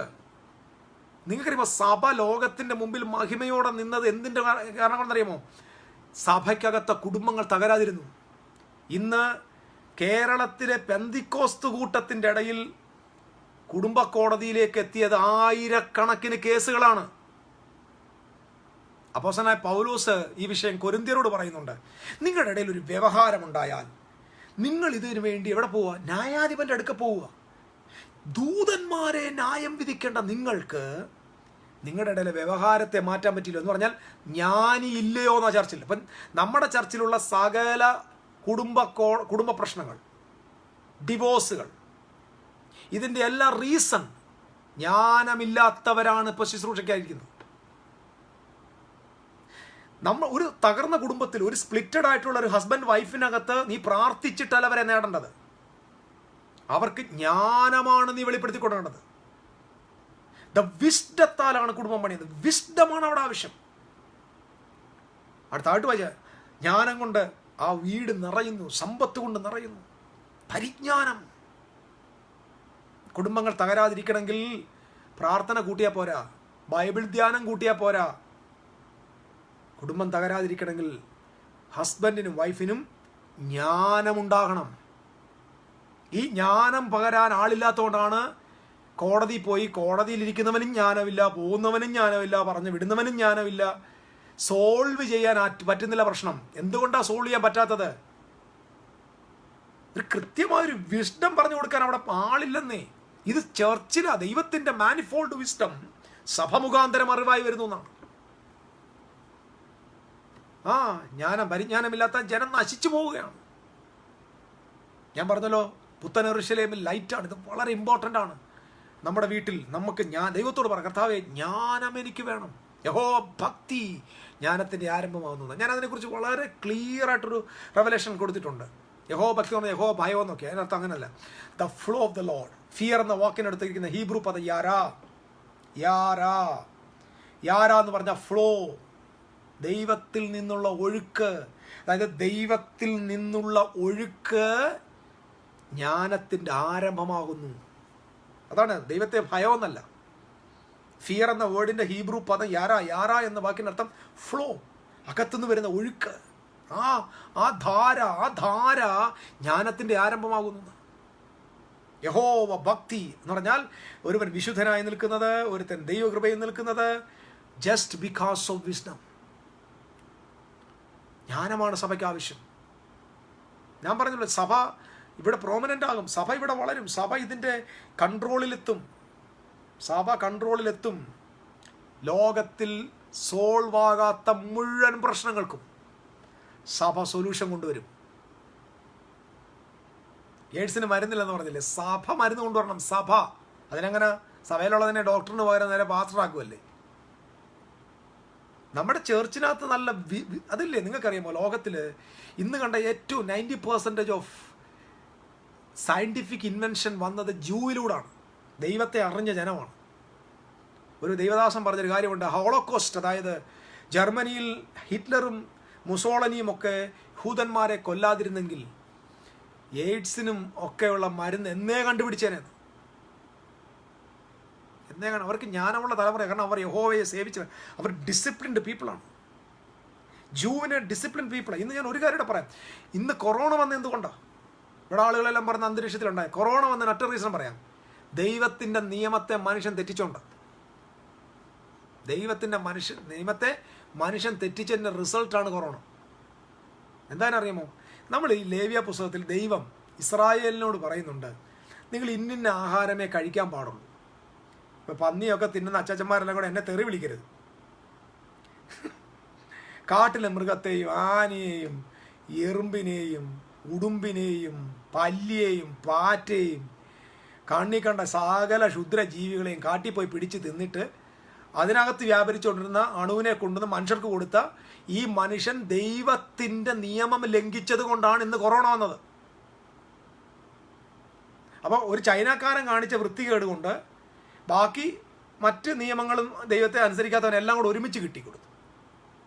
കൊറോണ എന്തുകൊണ്ടാണ് വന്നതെന്ന് ചോദിച്ചാൽ ഒറ്റ ഇത് ദൈവത്തിൻ്റെ കോപമൊന്നുമല്ല. ഇത് വിവരം കെട്ടതിൻ്റെ മനുഷ്യന്മാരുടെ കോപം. നമ്മൾ പറയത്തില്ല എന്തുകൊണ്ട് ദൈവം. ഞാൻ പലപ്പോഴും ചെയ്തിട്ടുണ്ട്. ഞാൻ കോഷർ ഫുഡിൽ വിശ്വസിക്കുന്ന ആളാണ് കേട്ടോ. ഞാൻ യഹൂദനൊന്നുമല്ല. പക്ഷേ ഇതിനെ സൃഷ്ടിച്ച തമ്പുരാൻ ആ ജനത്തോട് നിങ്ങളിത് കഴിക്കരുതെന്ന് പറയുമ്പോൾ സൃഷ്ടിച്ചവൻ അറിയാൻ കഴിച്ചാൽ കുഴപ്പമുണ്ടോ? അപ്പോൾ നമ്മൾ ചോദിക്കും, പുതിയ നിയമത്തിൽ വാക്യമില്ലേ, അറുത്ത് ഭക്ഷിച്ചോളാൻ പറഞ്ഞില്ലേ?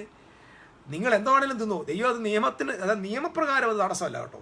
പക്ഷേ നിങ്ങൾക്ക് ഉപയോഗമല്ലെന്നുള്ള കാര്യം മറക്കരുത്. ഇപ്പം നമ്മൾ പറയത്തില്ലേ ചെതുമ്പലില്ലാത്ത, ചെതുമ്പൽ എന്ന് പറയുമ്പോൾ നമ്മുടെ നാട്ടിൽ ഇങ്ങനെ ചെതുമ്പലല്ല കേട്ടോ. ഈ മീൻ്റെയൊക്കെ മുകളിൽ മുള്ളില്ലാത്ത മീനെ കഴിക്കരുതെന്ന് പറഞ്ഞു. അതിൻ്റെ അർത്ഥം എന്താണെന്നറിയോ? അത് സയൻറ്റിഫിക്കലി പ്രൂവ്ഡ്. അതായത് നമ്മുടെ കടലിൽ ഒരുപാട് ലവണങ്ങളുണ്ട്, ഒരുപാട് മെറ്റൽസ് ഉണ്ട് ആ വെള്ളത്തിൽ. ആ മെറ്റൽസ് ഇത് ശ്വസിക്കുമ്പോൾ ഈ വെള്ളം അകത്തോട്ട് പോകുമ്പോൾ ആ മെറ്റൽസും കൂടെ ഇതിനകത്ത് പോകും. ഈ മാരകമായ പോയിസണസ് ആയിട്ടുള്ള ഈ മെറ്റൽസ് എല്ലാം ഈ മത്സ്യം സ്റ്റോർ ചെയ്യുന്നത് ഈ ഫിൻസിലാണ്, ഇതിൻ്റെ ഈ ചെകിളകളിലാണ്. ചെകിളയല്ല, ഈ കട്ടികൾ. അത് കട്ടിയാണ്, ഭയങ്കര കട്ടിയാണ്. മാംസത്തെക്കാളും എല്ലിനേക്കാൾ കട്ടി കൂടുതലാണ്. ഈ മെറ്റാലിക് സാധനങ്ങളെല്ലാം ഈ മത്സ്യം അതിൻ്റെ ചെതുമ്പലിലാണ്, അതിൻ്റെ ഫിൻസിലാണ് എന്ത് ചെയ്തേക്കുന്നത്, സ്റ്റോർ ചെയ്യുന്നത്. ഇങ്ങനെ സൂത്രം ഇല്ലാത്ത മത്സ്യം കഴിക്കുമ്പോൾ ഈ കണവ കഴിച്ചാൽ കണവയ്ക്കകത്ത് മൊത്തം വിഷമാണ്. എന്താ വിഷം എന്ന് ചോദിച്ചാൽ ഈ കടലിനകത്തുള്ള സകല മിനറൽസും സകല മെറ്റാലിക് കണ്ടൻസും ഇതിൻ്റെ മാംസത്തിലാണ് സ്റ്റോർ ചെയ്യുന്നത്. ആ മാംസത്തെ സ്റ്റോർ ചെയ്യുന്ന ആൾ ഇത് കഴിക്കുമ്പോൾ അവൻ നിശ്ചയമായിട്ടും കാൽഷ്യം കൂടുന്നു എന്നൊക്കെ നമ്മൾ പറയത്തില്ലേ, പല പ്രശ്നങ്ങളുണ്ടാവുകയാണ്. അപ്പം ഞാൻ പറഞ്ഞത് കോഷർ ഫുഡിലേക്കും, ഞാൻ യഹൂദനൊന്നും അല്ല കേട്ടോ, പക്ഷേ അത്യുന്നതനായ ദൈവം ആ മനുഷ്യന്മാർക്ക് കൊടുത്തേക്കുന്ന ആ നിയമത്തിനകത്തൊരു അർത്ഥമുണ്ടെന്നേ ഞാൻ പറഞ്ഞു വരുന്നത്. ദൈവം അതിനിപ്പം നീ പന്നിയെ തിന്നാ ദൈവം നിന്നെ തല്ലത്തൊന്നുമില്ല. നീ ഒത്തിരി പന്നി തിന്നാൽ ദൈവം പറയും എൻ്റെ പൊന്നവും വേഗം ഇവിടെ വരാൻ ചാൻസ് ഉണ്ട്, നല്ലപോലെ അവൻ പന്നിയെ വെട്ടി തിന്നുന്നുണ്ട്, അവനെ അടിക്കണമെന്നല്ല, അവനെ സ്വീകരിക്കാൻ ഒരുങ്ങിക്കോന്നേ പറയത്തുള്ളൂ. മുടിയൻപുത്രൻ വീട്ടിൽ വരുന്നത് പോലെ നമ്മൾ പെട്ടെന്ന് വീട്ടിൽ പോകും. കാരണം പന്നിയുടെ അകത്തുള്ള കൊളസ്ട്രോള് നമ്മുടെ ഹാർട്ടിനെ നശിപ്പിക്കും. അപ്പം എന്തുകൊണ്ടാണ് ഇപ്പോൾ കൊറോണ വന്നതെന്ന് ചോദിച്ചാൽ അതിനൊറ്റ ആൻസറേ ഉള്ളൂ. ബോധം കെട്ട ഇരുട്ടിക്കിടക്കുന്ന ഈ മനുഷ്യന്മാർ കാണിച്ച നിയമലംഘനത്തിൻ്റെ റിസൾട്ടായത്. ഇത് റിസൾട്ടാണ്. കാട്ടുമൃഗത്തെ പിടിച്ച് തിന്നാൻ നിന്നോടായിരുന്നു. നിനക്ക് നാട്ടിൽ ഫുഡില്ലേ? നിനക്ക് എലിയെ തന്നെ തിന്നണം, നിനക്ക് കുരങ്ങനെ വവ്വാലിനെ പിടിച്ച് തിന്നണം. അത് പറയാം ഭയങ്കര ടേസ്റ്റാണ്. ഓക്കെ, ടേസ്റ്റ് ആണെങ്കിൽ അതാണോ തിന്നണം? നിനക്ക് വേറെ ഒന്നും തിന്നാനില്ലേ? എത്രയോ മനുഷ്യൻ പുരോഗമിച്ചിട്ട് ഇവൻ വീണ്ടും കാട്ടിപ്പോകുന്ന അവസ്ഥ. ഞാൻ പറഞ്ഞത് വൈ കൊറോണ? ഒറ്റ ആൻസറേ ഉള്ളൂ, because of the law breaking. Because of the law breaking. അത്യുന്നതനും സർവശക്തനും സകല ലോകത്തിൻ്റെയും സൃഷ്ടിതാവായ തമ്പുരാൻ മനുഷ്യർക്ക് വെച്ചിരുന്ന അതിർ ലംഘിച്ചതിൻ്റെ റിസൾട്ടാണ് കൊറോണ. കാട്ടിൽ നിന്ന് ഒരു കൊറോണ എത്രയും ഇപ്പം പുതിയതായിട്ട് ഈ കൊറോണ എന്ന് പറയുന്ന സാധനം പുതിയതായിട്ട് ഉണ്ടായി വന്നതൊന്നുമല്ല. ഉണ്ടാകട്ടെന്ന് ദൈവം ആ പ്രപഞ്ച സൃഷ്ടിയിൽ തന്നെ ഉണ്ടായ സൂത്രമായത്. ഇത് അവിടെ തന്നെ ഉണ്ടായിരുന്നു, അവിടെ ഇടയിലുണ്ടായിരുന്നു, അത് മൃഗങ്ങളിലുണ്ട്, അത് അവർ കുഴപ്പമില്ലാതെ അവിടെയൊക്കെ ജീവിക്കുക. നീ അത് പോയി അതിനെ പിടിച്ചിരുന്നു, അതിൻ്റെ എല്ലാം കൂടെ നിൻ്റെ അകത്ത് വന്നു, അതുകൊണ്ട് കേരളത്തിൽ കുറേ ചാടി വന്നു, എല്ലാത്തിനും ഇത് വന്നു. എന്തുകൊണ്ടാണ് വന്നേ? കാട്ടി കിടക്കുന്നതിന് ഇവിടെ കൊണ്ടുവന്നത് ഈ മനുഷ്യന്മാരുടെ കാട്ടി പോയതുകൊണ്ടാണ്. ഇത് ബയോ വെപ്പൺ എന്നൊക്കെയാണ് ചുമ്മാ പറഞ്ഞത്. കൊറോണ എന്ന് പറയുന്നത് ഒരു വൈറസിൻ്റെ ഫാമിലിയാണ്. അതിന് ബയോ വെപ്പൺ എന്നൊക്കെ ആളുകൾ പറയുകയാണ്. ഈ ബയോ വെപ്പൺ ഉപയോഗിക്കുമ്പോൾ പിന്നെ സ്വന്തം നാട്ടിൽ ഉപയോഗിക്കുന്നത് എന്തിനാണ്? ഇത് പറഞ്ഞില്ല, കൊറോണ എന്ന് പറയുന്നത് ഒരു അണു മാത്രമല്ല. അതിനകത്ത് കൊറോണ എന്ന ഫാമിലിക്കകത്ത് 7 or 8 ടൈപ്പ് ഓഫ് വൈറസസ് ഉണ്ട്. ഇപ്പം ഞാൻ എൻ്റെ ജോലി അതൊന്നും അല്ലെങ്കിൽ ഞാൻ അതിലേക്ക് പോകുന്നില്ല. 8 വൈറസുകളുണ്ട്. അതിനകത്തൊരു വൈറസായത്. ഇത് മനുഷ്യരിലേക്ക് വന്നപ്പോൾ അതിന് ജനിതക മാറ്റം സംഭവിച്ചു. കാരണം അറ്റ്മോസ്ഫിയർ മാറി. കുരങ്ങൻ്റെ അകത്തിരിക്കേണ്ട ഈ വൈറസ് മനുഷ്യൻ്റെ അകത്ത് വന്നപ്പോൾ രണ്ടിൻ്റെയും ജനിതകത്തിന് മാറ്റം ഉണ്ടാകുക. It's happened. ഇത് ഹാപ്പനാണ്. ഇതൊരു ജീവിയാണ്, ഇതൊരു ജീവനാണ്. ഇത് ദൈവം സൃഷ്ടിച്ചപ്പോൾ ഉണ്ടായത്, അല്ലാതെ പുതുതായിട്ടുണ്ടായി വന്നതല്ല. കഴിഞ്ഞ ദിവസം ഒരു ഡോക്ടർ പറഞ്ഞു കേട്ടു ഇത് അന്തരീക്ഷത്തിൽ തന്നെ ഉണ്ടായി വരുവാണ്. അയാളെ ഡോക്ടർ എന്നങ്ങനെ വിളിക്കുന്നത് എനിക്കറിയാം. ഇത് തന്നെ ഉണ്ടായി വരുന്നതല്ല. ഇത് ഞാൻ പറഞ്ഞത് ലോ ബ്രേക്കിംഗ് ആണ്. ഇഗ്നോറൻസിൽ നിന്ന് ജനം സ്വതന്ത്രമാകും. ഇഗ്നോറൻസിന് സ്വന്തം. അപ്പം ഞാൻ പറഞ്ഞത് തിരുവെഴുത്തുകൾ വലിയ പ്രാധാന്യത്തോടെയാണ് ജീവിക്കുന്നത്. വലിയ പ്രാധാന്യമുള്ളതാണ്. ഈ കാലഘട്ടത്തിൽ ദൈവം എന്തോ പറഞ്ഞതിന് കേൾക്കാൻ നമ്മൾ തയ്യാറാണ്. നിങ്ങൾക്ക് ലോ ഇസ് സോ പവർഫുൾ. അത് നമ്മൾ ബന്ധനത്തിൽ കിടന്ന അടിമയെ പോലെ അല്ല അനുസരിക്കണ്ടേ, അതിൻ്റെ അഡ്വാൻസ് കാണണം. അഡ്വാൻസിങ്. വൈ? എന്തുകൊണ്ട് വിഗ്രഹത്തെ ആരാധിച്ചുകൂടാ? നിയമമല്ല, അതിനകത്തൊരു ജനിതകമായ ഒരു എന്താ പറയുന്നത്, അതിനകത്തൊരു ഓർഗാനിക് റിസൾട്ടുണ്ട്. ഹ്യൂമാനിറ്റിക്ക് ഒരു ഡെവലപ്മെൻറ്റ് വരുത്താൻ അഡ്വാൻസ്ഡ് ആയിട്ടുള്ള ഒരു റിസൾട്ടുണ്ട്. That's what God said, do not do that. നമ്മൾ കർത്താവിൻ്റെ രാജ്യത്തിൻ്റെ പഠനത്തിൽ മുമ്പോട്ട് പോകും. ഞാൻ പറഞ്ഞല്ലോ ഇതൊക്കെ ഞാൻ നിങ്ങളോട് പറയാം, ഞാൻ കഴിയുന്നിടത്തോളം കോഷർ ഫുഡിനെ വിശ്വസിക്കുന്നുണ്ട്. കാരണം ഞാൻ യഹൂദനല്ല, അതൊന്നും എനിക്ക് എന്താ പറയുന്നത് നിക്ഷിദ്ധമല്ല, ഒന്നുമല്ല. ഞാനത് കഴിച്ചാൽ എനിക്ക് പാവമല്ല. പക്ഷെ ഞാൻ പലപ്പോഴും ചിന്തിക്കാറുണ്ട്, എന്തുകൊണ്ട് ദൈവം ഇത് മനുഷ്യൻ കഴിക്കാൻ പാടില്ലെന്ന് പറഞ്ഞു. It's a part of God's നോളജാണ്. അത്യുന്നതനായ ദൈവത്തിനറിയാം ഇത് എൻ്റെ കുഞ്ഞുങ്ങൾക്ക് ദോഷം വരുത്തും. So let us follow the law. അത് ഭയത്തിലല്ല, ഇറ്റ്സ് ഫോർ യുവർ ബെനിഫിറ്റ്. നിങ്ങളുടെ നന്മയ്ക്ക് അത്രയെന്ന് വേദോസം പറയുന്നുണ്ട്. നമ്മുടെ നന്മയ്ക്കായി നമുക്ക് ഫോളോ ചെയ്യാം. ജെനസിസിൽ ആരംഭിച്ചത് വെളിപ്പാടിൽ പൂർത്തീകരിക്കുന്ന ദൈവം. നമ്മുടെ ദൈവം തുടങ്ങിയതിനെ ഇടയ്ക്ക് വെച്ച് നിർത്തുന്നവനല്ല. He will perfect everything. നമ്മിൽ നല്ല കാര്യം ആരംഭിച്ചവൻ അതിനെ നിവർത്തിക്കുന്ന ദൈവമാണ്. സകലത്തെയും ചെയ്തു തീർക്കുന്ന ദൈവമാണ്. അതുകൊണ്ട് ധൈര്യമായിട്ട് നമുക്ക് ജയത്തോടെ നമുക്ക് മുമ്പോട്ട് പോകാം. ഞാൻ എൻ്റെ വാക്കുകൾക്ക് വിരാമം ഇടുകയാണ്. നമ്മൾ തുടങ്ങിയതേ ഉള്ളൂ. അടുത്ത 1-2 ക്ലാസ് കൊണ്ട് നമുക്ക് ഈ വിഷയം കൂടെ പഠിക്കാം. വെളിപ്പാട് പുസ്തകത്തിൻ്റെ 11ാമത്തെ പഠനത്തിലേക്ക് നമ്മൾ വീണ്ടും വരുന്നുണ്ട്. ഇതുപോലെ തന്നെ മറ്റൊരു കാര്യം കൂടെ ഞാൻ ഓർമ്മിപ്പിക്കാം. പലരും നമ്മുടെ ലെറ്റ്സ് റീഡിഫൈൻ എന്ന് പറയുന്നൊരു വാട്സപ്പ് ഗ്രൂപ്പുണ്ട്. ആ ഗ്രൂപ്പിൽ നമ്മൾ വലിയ ട്രിനിറ്റേറിയൻ റെവലേഷൻസ് ഞാൻ പഠിപ്പിക്കുന്നുണ്ട്. ഒരു ബൈബിൾ സ്റ്റഡിയുടെ ഗ്രൂപ്പാണ്. ഇതൊരു തർക്കത്തിൻ്റെയും വാദത്തിൻ്റെയും ഗ്രൂപ്പല്ല. ഞാനും ഒരുപാട് ഗ്രൂപ്പുകളിൽ ഞാൻ പോകാറില്ല, കാരണം വലിയ തർക്കങ്ങളുള്ളതുകൊണ്ട്. ഇഫ് യു ആർ ഹാപ്പി, നിങ്ങൾക്ക് സന്തോഷമാണെങ്കിൽ you can join to their group.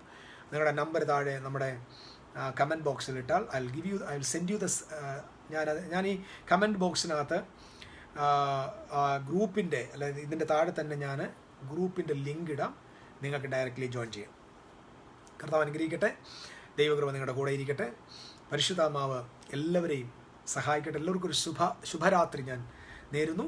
നമ്മുടെ ദൈവം പരാജയത്തിൻ്റെ ദൈവമല്ല, ജയത്തിൻ്റെ ദൈവമാണ്.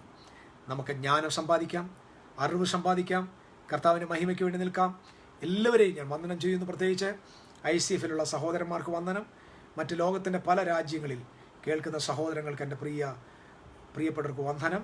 ദൈവം നിങ്ങളെയും നിങ്ങളുടെ കുടുംബങ്ങളെയും അനുഗ്രഹിക്കുകയും സുരക്ഷിതമായി സൂക്ഷിക്കുകയും ചെയ്യട്ടെ. മഹിമയിൽ ദൈവം നിങ്ങളെ നിർത്തട്ടെ. നമുക്ക് ദിവസവും ദൈവകൃപയിൽ വളരാം. God bless you all. Amen. Good night. നാളെ നമുക്ക് അടുത്ത സെക്ഷനിൽ പുതിയ ചില വെളിപ്പാടുമായിട്ട് കാണും വരെ ദൈവം നിങ്ങളെ സൂക്ഷിക്കട്ടെ.